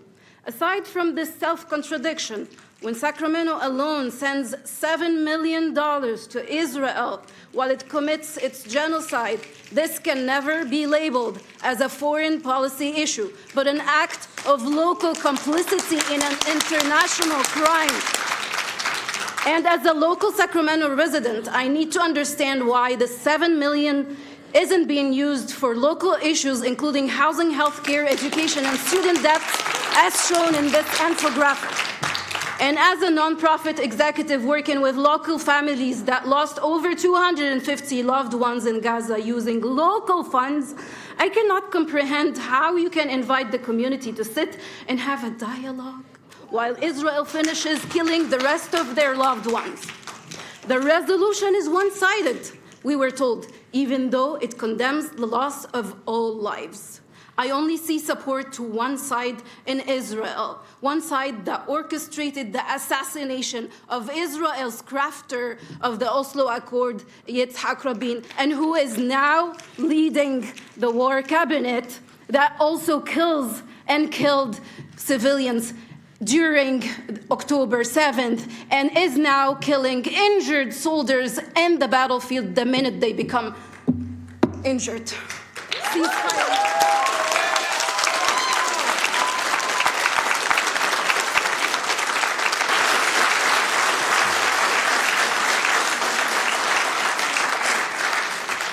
Please proceed.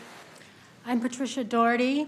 I belong to the Palestinian Task Force of the California-Nevada Conference of the United Methodist Church, and I am a co-founder of Sacramento Bethlehem Sister City. Our commitment to people diplomacy calls us to create avenues in which to share our humanity, to foster mutual respect, all towards the larger goal of world peace. Sharing cultures can be a very rich experience, and it's exciting to bring cultural appreciation to our community. This is the lighter side of people-to-people diplomacy and people-to-people exchanges. The heavier side, and the more profound when considering world harmony, is a deepening realization that we live in a world where structures and systems hold some people to be more valuable than others. And that's exactly what we're seeing here now. Somehow the lives of Palestinians, Gazans specifically, don't matter enough. Experts have repeatedly warned us of impending famine, of genocide. The ICJ has put the world on notice. Yet instead of facilitating a ceasefire, our government, in unabashed cruelty, is cutting off life-saving funding for the UN Relief Works Agency. Without it, Gaza is sure to suffer a full-blown famine. One has to ask, is this the intent? We know that the events of the last 4 months take place within a larger historical context. We also know that we are in a crisis moment, the proportions of which demand immediate action. It is a moment which does reflect the condition of our collective humanity. Israel has unleashed unlawful lethal force against Palestinians in the occupied West Bank, carrying out unlawful killings and displaying, to quote Amnesty International, a chilling disregard for Palestinian lives. In these days, it is easy to feel disconnected from the actions of our federal government, and that is why we are calling you, Mayor and City Council members, to adopt a resolution urging our federal government to use all its leverage. Your time is complete. Thank you for your comments. Tanya, Jude, and then Sarah. Speaker is Miriam, Tanya, Jude, Sarah, Noor, then David. My name is Tanya Hoshua. I was born here in Sutter Memorial. It's no longer here. Bear with me, I came last minute, and I've been campaigning for a ceasefire since the beginning. I have family in Gaza, and I have my aunt and my uncle no longer living in the Catholic Church in Gaza City, in North Gaza, taking refuge. And I lost my uncle, and then I have my family in the Orthodox Church where Israel killed and bombed my 2 aunts and their grandson in their hand. If the ceasefire stopped, and you listen to us, to stop would be less deaths. Since when do people have to beg people to stop killing children?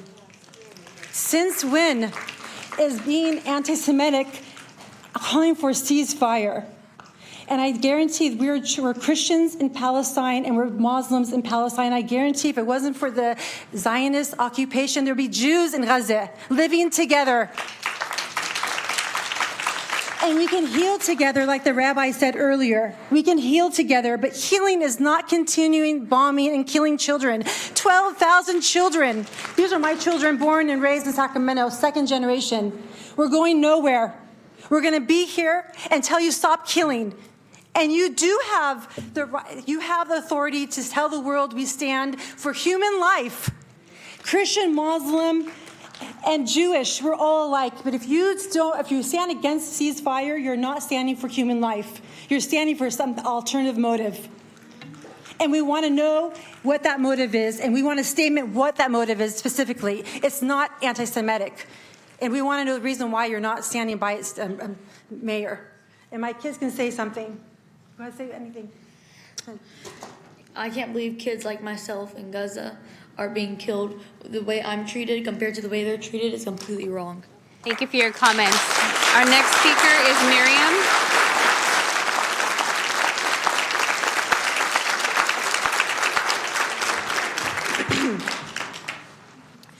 Dear Mary Steinberg and council members, I want to share with you an analogy that caught my attention.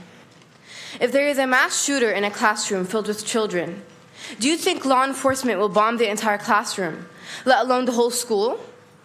Well, apply that analogy to what's happening in Gaza, a city that has more than 50% children. According to international humanitarian law, the principle of proportionality prohibits attacks against military objectives if they are expected to cause excessive harm to civilians or civilian objects compared to military advantages gained. Looking at what's happening in Gaza, this principle was bashed. According to Euromed Human Rights Monitor, 30,500 civilians were killed, 67,000 were injured, 2 million displaced, and the following was destroyed: 79,000 homes, 334 schools, 235 healthcare facilities, 478 mosques, and 199 destroyed heritage sites that UNESCO should have protected. Mayor Steinberg, in 2018, you gracefully accepted my request to interview you for a school project. One of the statements that I will never forget was your comment on racism, saying that, quote unquote, racism is the continued scourge of our society, that people still treat others differently and badly because of who they are. It is something that we have to continue to work to change. This made you a role model for me, and my respect for you grew more. Mayor Steinberg, I believe that passing a ceasefire resolution is a step towards fighting racism because it proves that the bloodshed among innocent Palestinians matter and that it is not okay. It proves that Muslims and Arabs here in Sacramento are heard and included. We need to pass a ceasefire resolution. It is not that hard. Let's prove that humanity and compassion wins. Thank you.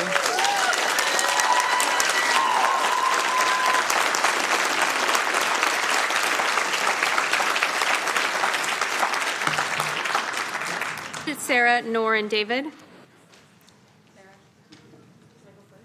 Jude, Sarah, Nor, David.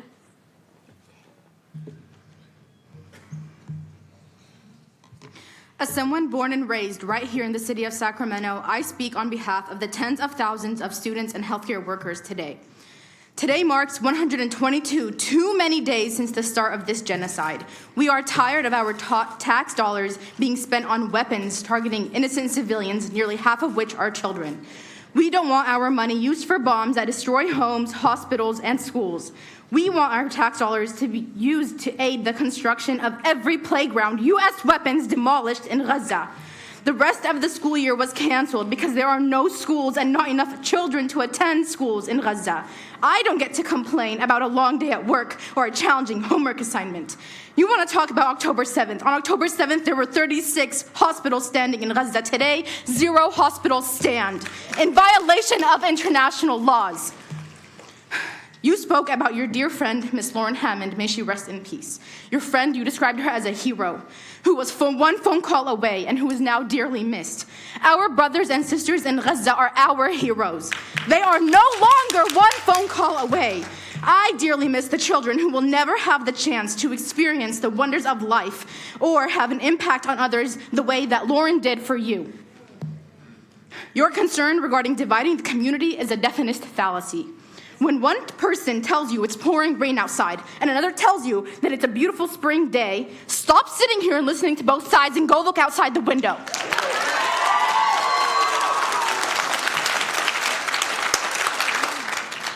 Do not use the name of my Jewish brothers and sisters or any other religion to excuse the murders of thousands. This goes against all morals, not in their name.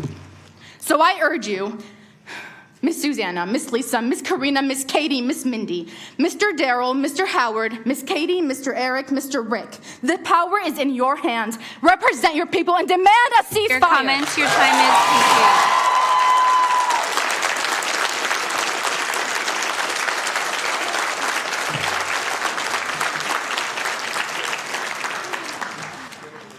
Hi, my name is Sarah Alzanoun, and I'm a Palestinian American. I've been a resident in Sacramento County for over 30 years. It would take my entire 2-minute allotment to name all my dead family members.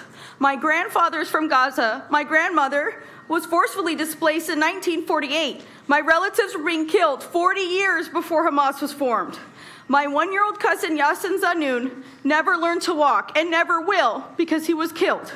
Do you all understand how small and fragile a 1-year-old is? His death certificate was printed 1 year after his birth certificate. This was completely preventable. His death was senseless and funded by our American tax dollars. With every day this genocide continues, I'm at risk of losing all of my remaining family members in Gaza. At one point, I was losing an average of 1 family member a day. 56 of my relatives were killed in 60 days. And yet I stand before council members who think that this is not important enough to put on an agenda. They would be alive today if there was a ceasefire. A ceasefire is straightforward and widely supported among many citizens here, and refusing to vote on this measure means neglecting our city's moral responsibilities. We are in the capital of California. Let's take a leadership stance. When you lay your head at night, I want you to try to imagine for 1 second how it would feel like to be in my shoes. Wouldn't you want your hometown to support a ceasefire if your entire family died and your own money funded it?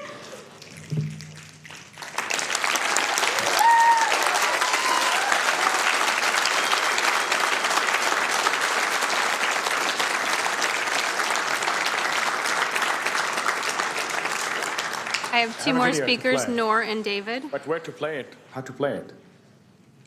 The video. You could put it on the display, and once you start speaking, I can start it. I'm not going to speak. I'm just going to play it.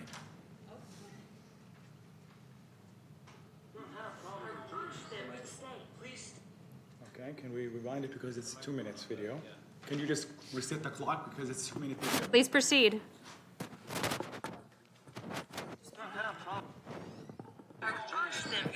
Please stay. Don't go.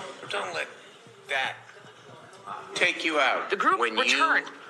You started leaving the chambers when someone was attacking me for accusing me of being a racist, your actions moved me. We may have different points of view, but there is more that binds us than divides us. And I want to say to you that I recognize your humanity. I condemn the deaths of all innocent people, including the Palestinians. I spoke about it with the mayor the next day. It was really one of the most powerful moments of my mayorship.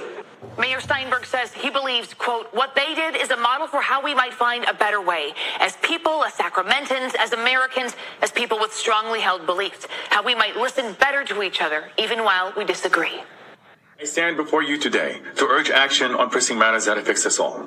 The ongoing conflicts in Palestine. I implore you to consider the devastating impacts of violence on innocent civilians and the need of ceasefire. Palestinians and Israelis deserve to live without fear of bombs, rockets, bloodshed. It is our moral obligation to advocate for peace and diplomacy. I respectfully request that our city leadership sign a permanent ceasefire and gain the respect of their own people. I was going to start by saying Assalamu alaikum, which means peace be upon you. When the word peace has lost its meaning, when humanity became genocide, when freedom became occupation, when staying became displacing, when living became killing, when nothing remains the same, when the word lost its meaning and the sound of bombs began, when killing of thousands of people sounds like nothing and the sound of ceasefire falling in, when we see millions of people around the world demonstrating and protesting and the blood of children spills, we're going to be asked, what action have you taken? What we're going to say or explain.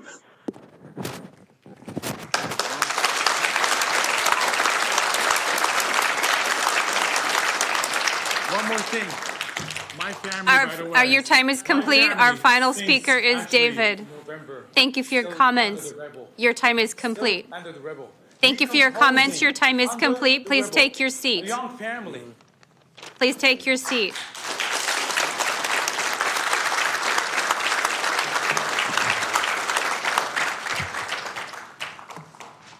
Please proceed.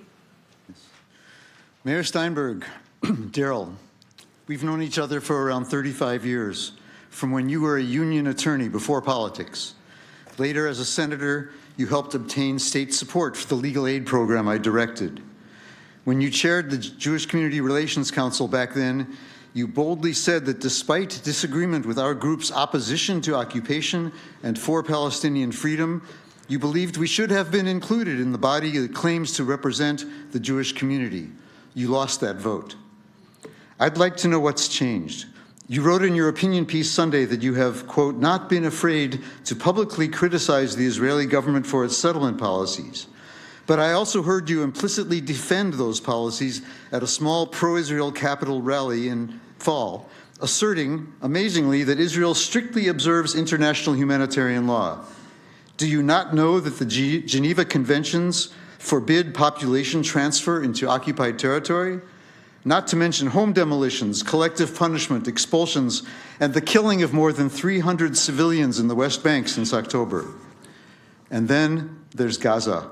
The world gasps in disbelief and cries out at the war crimes, the crimes against humanity, the genocide being carried out before our eyes. So do most Americans, and we can assume most Sacramentans, including, I believe, most Sacramento Jews. You wrote in the Bee that you met with Jewish community leaders about a resolution, not any Jewish leaders who represent me. You say our interfaith communities are not talking to each other. Not true. Jews, Muslims, Palestinians, and other humans are linked in solidarity in this room and in the streets, demanding a strong ceasefire resolution, like ones issued in dozens of other U.S. cities, to recognize the hurt in our communities and to send a message to Washington and the world that we demand an end to the killing, release all hostages and political prisoners, and a path to freedom your time for is Palestine. Complete. Thank you.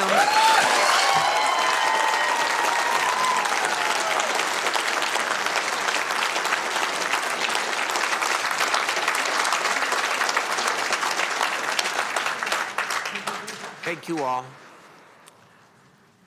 I know I hear you.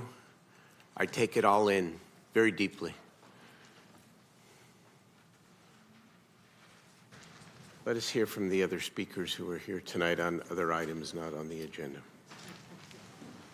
Thank you, Mayor. Let's see, Mark Eston Slayton Jr. Is Mark still here? Are you sure it's not Bruce? Bruce? Yeah. Bruce Edso? Edgar? Edgar, is this not on the ceasefire resolution? No. Please come speak. Following Bruce is Lambert, Charles Faust, Gerald Landreth.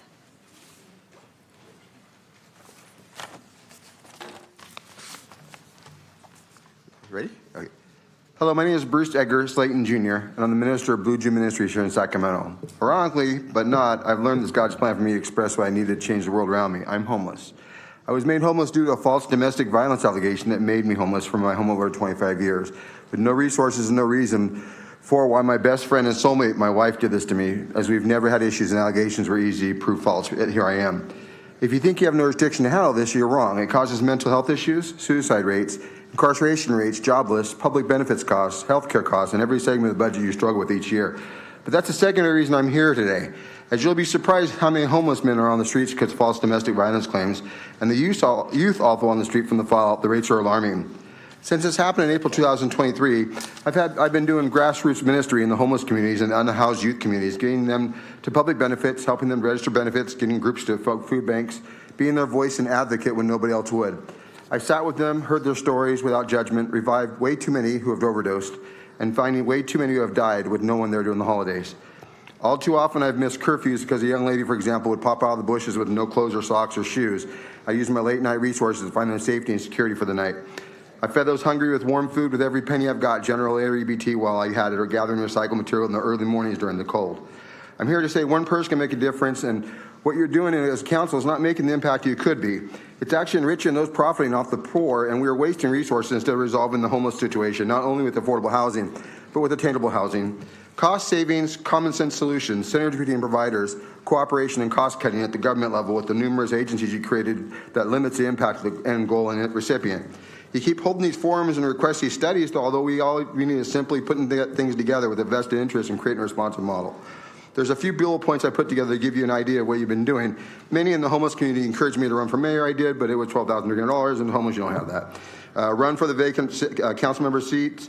and I believe there's a viable candidate I can work Thank with. you for your comments. Thank Your you. time is complete. Lambert? I've given you a copy of this. Thank you for your comments. It's, Your time is complete. Thank you. Lambert Davis? Following Lambert is Charles. Lambert, Charles, Jared, Barbara Ram, Mackworthy.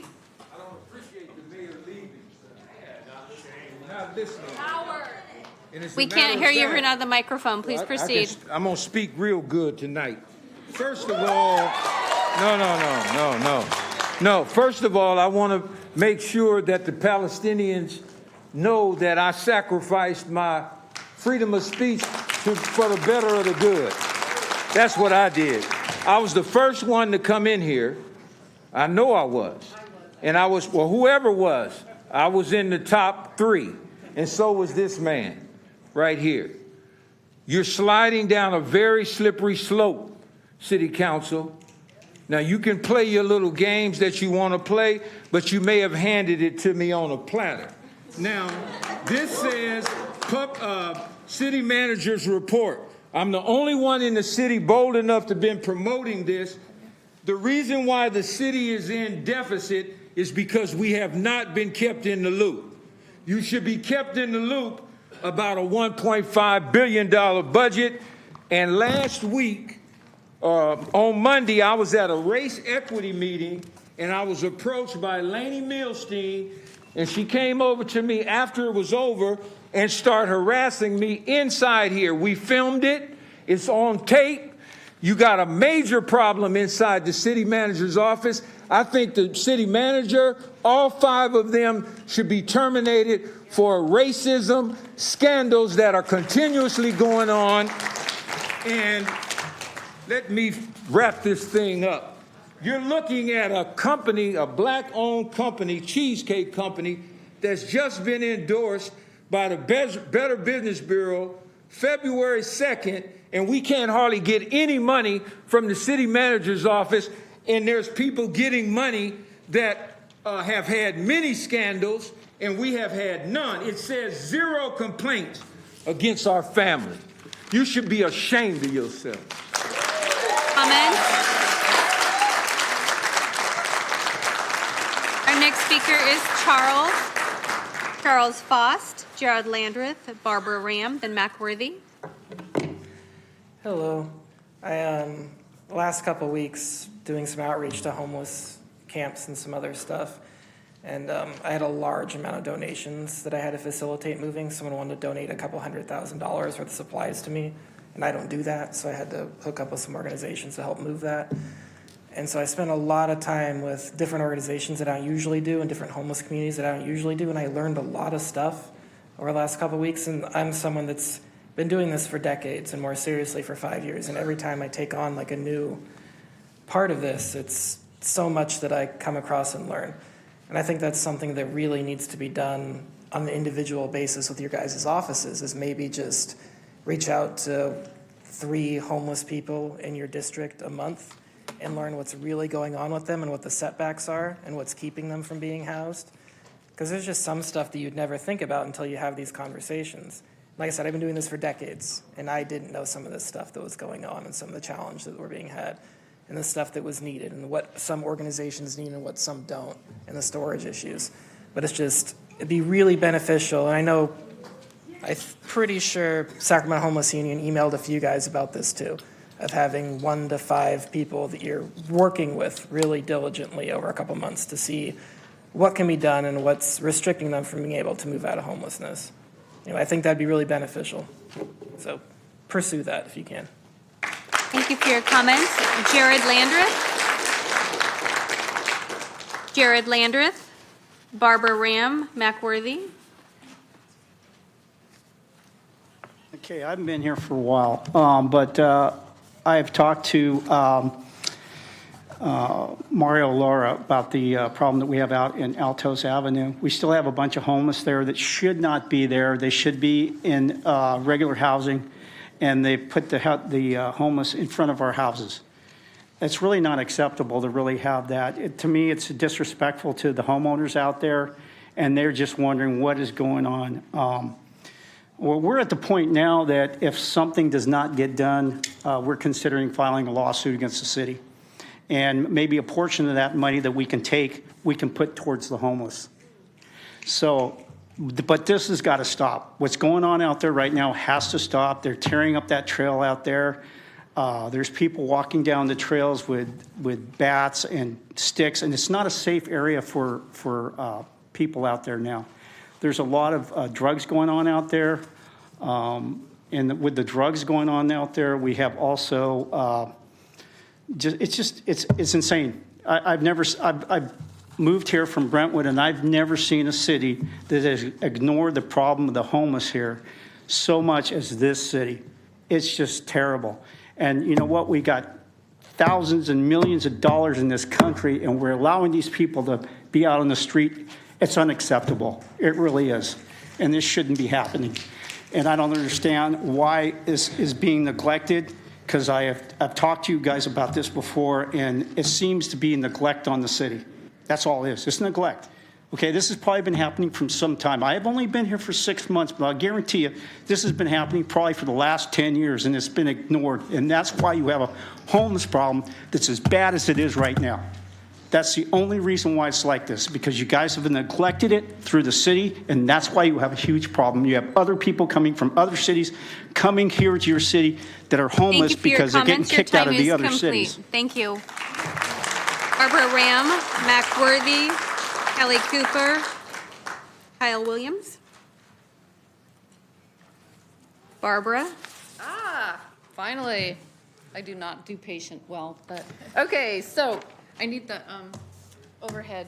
He was my opening. Katie Valenzuela's accomplishments, District 4. Hello, I need the overhead. There we go. Katie's accomplishments.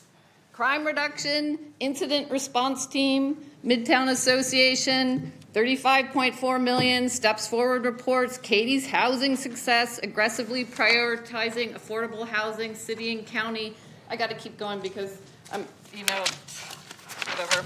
So I wanted to report on the police chief reports that crime is dramatically down. So 19% reduction in violent crime, 40% reduction in homicides and rape, 21% reduction in aggravated assault in the city of Sacramento is far outstripped the national average for crime reduction in the same time period. Incident response team, thank you, Director Brian Pedro, 4,425,711 pounds of trash removed, all those calls received, all those calls closed, 388 rapid placements. Midtown Association reports 18% decrease in the number of homeless living outdoors, visible reduction in homelessness reported by community and business groups. Steps Forward says 38% increase in the number of people placed in permanent housing or temporary shelter, 55% increase people placed in shelter or from the street outreach. And Katie's housing success, 1,571. Here they all are. Sunrisa, St. Clair, Ari Apartments, more and more. And also the Office of Violence Prevention. I have to say, thank you, Katie!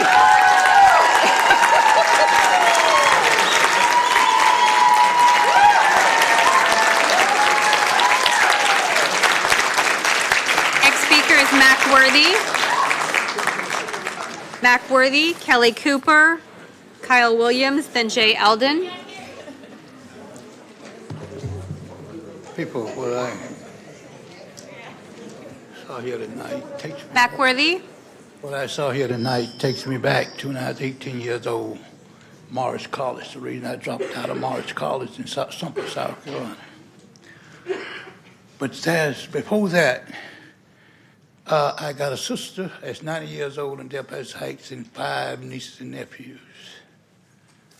It's a shame to see nobody up there questioning the mayor of his rights to go over there and tell them who's going to run for city council. Now, that's critical. And then when I look further, when they say go over there, come there, but who did he bring first to speak? The Jewish Federation. That's the same thing happening in South Carolina of 60 movements. The reason black people don't have a damn thing now, because they got sold out. Palestinians, they're going to sell you out. That's what they're going to do. It's ridiculous to see that he's still doing the same thing. Not one black Baptist preacher was in here tonight. One non-Methodist preacher was in here tonight. But he bring those people in here and split these people up. People, whenever you need somebody to dialogue you got enough of my cards sent out there, I'll sit down and go step by step of black sold out to 60 movements. That's when we ain't got shit today. Is Kelly? I believe Kelly's already spoken. Kyle Williams, Jay Eldon, Keon Bliss.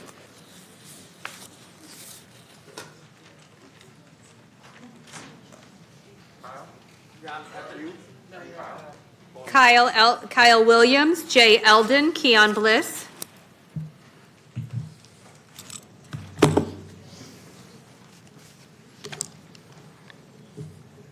Please proceed. Thank you.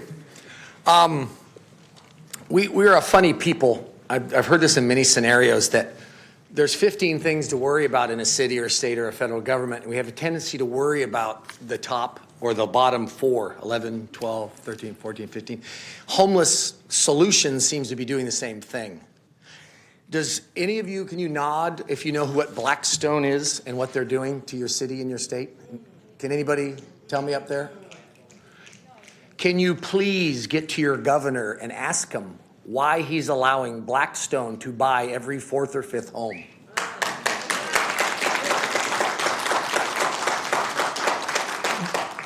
If you talk to somebody that's business-minded, they can explain it to you. I'm going to leave 2 cards behind. I'm going to leave these behind. Look at this. It's really this simple. That, and we make the border, manageable, or I don't mean open it or close it, but make it, at least follow the laws that we used to have at the border.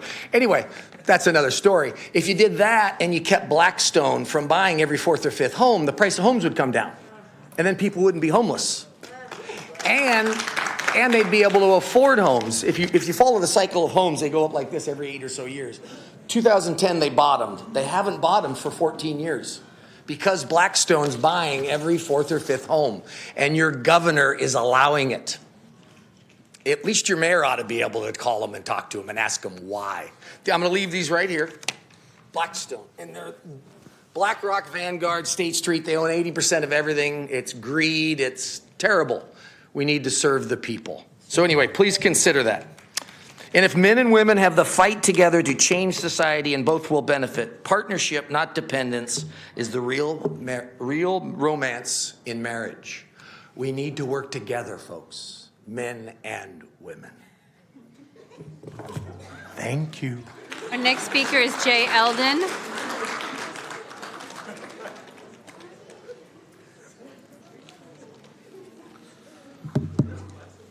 Okay. I'm here to talk about the enforcement of unhoused encampments. Hello, Council. The City of Sacramento has a strong practice of removing unhoused people from public and private property. With limited time and aggressive tactics, the Sacramento police move people, and most people lose their shelter and belongings. If you happen to be out shopping, for instance, Sacramento police will throw away everything you own while you come home to find nothing. This is a forced displacement and collective punishment, and it's called a sweep. On any given week, the City of Sacramento sweeps around 56 encampments. That's hundreds of people. Rain or shine, the Sacramento Homeless Impact Team spends the city's budget bashing our unhoused community with unlimited overtime. People are dying, suffering irreparable damage. This increased enforcement was set into place last August to coincide with the plan to give people a place they could camp when they were forcibly displaced.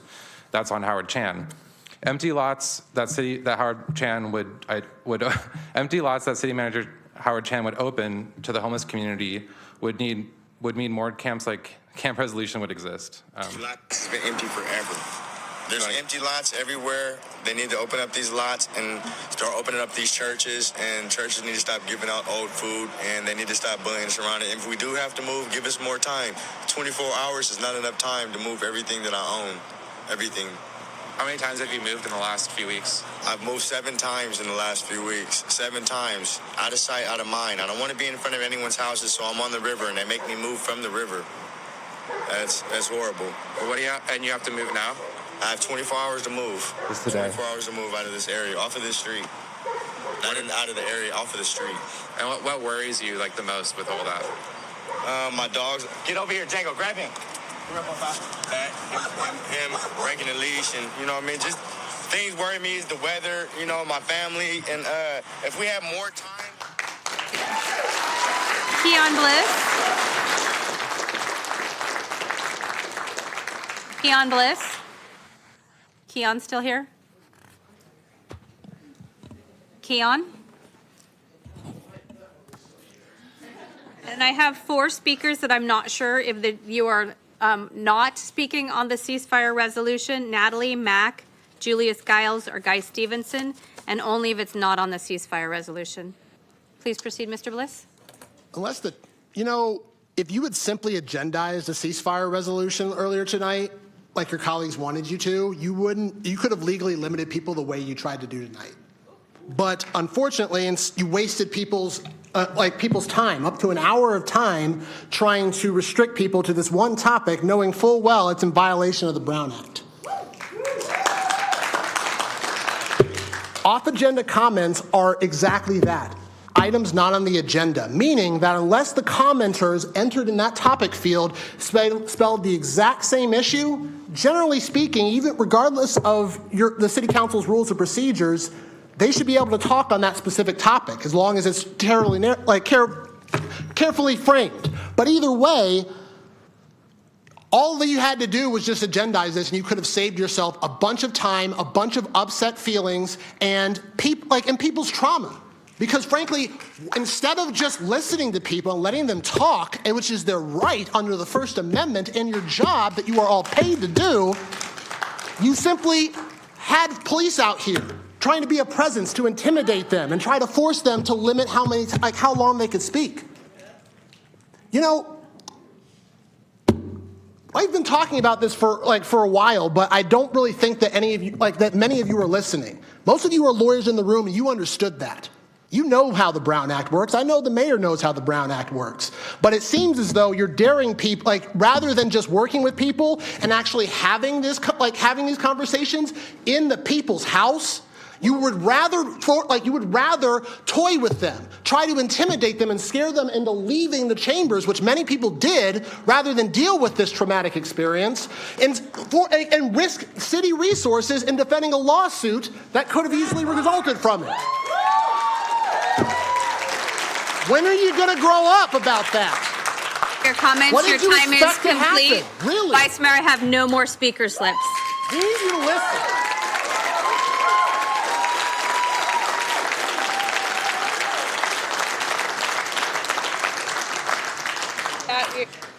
With that, we are now adjourned at 8:16 p.m.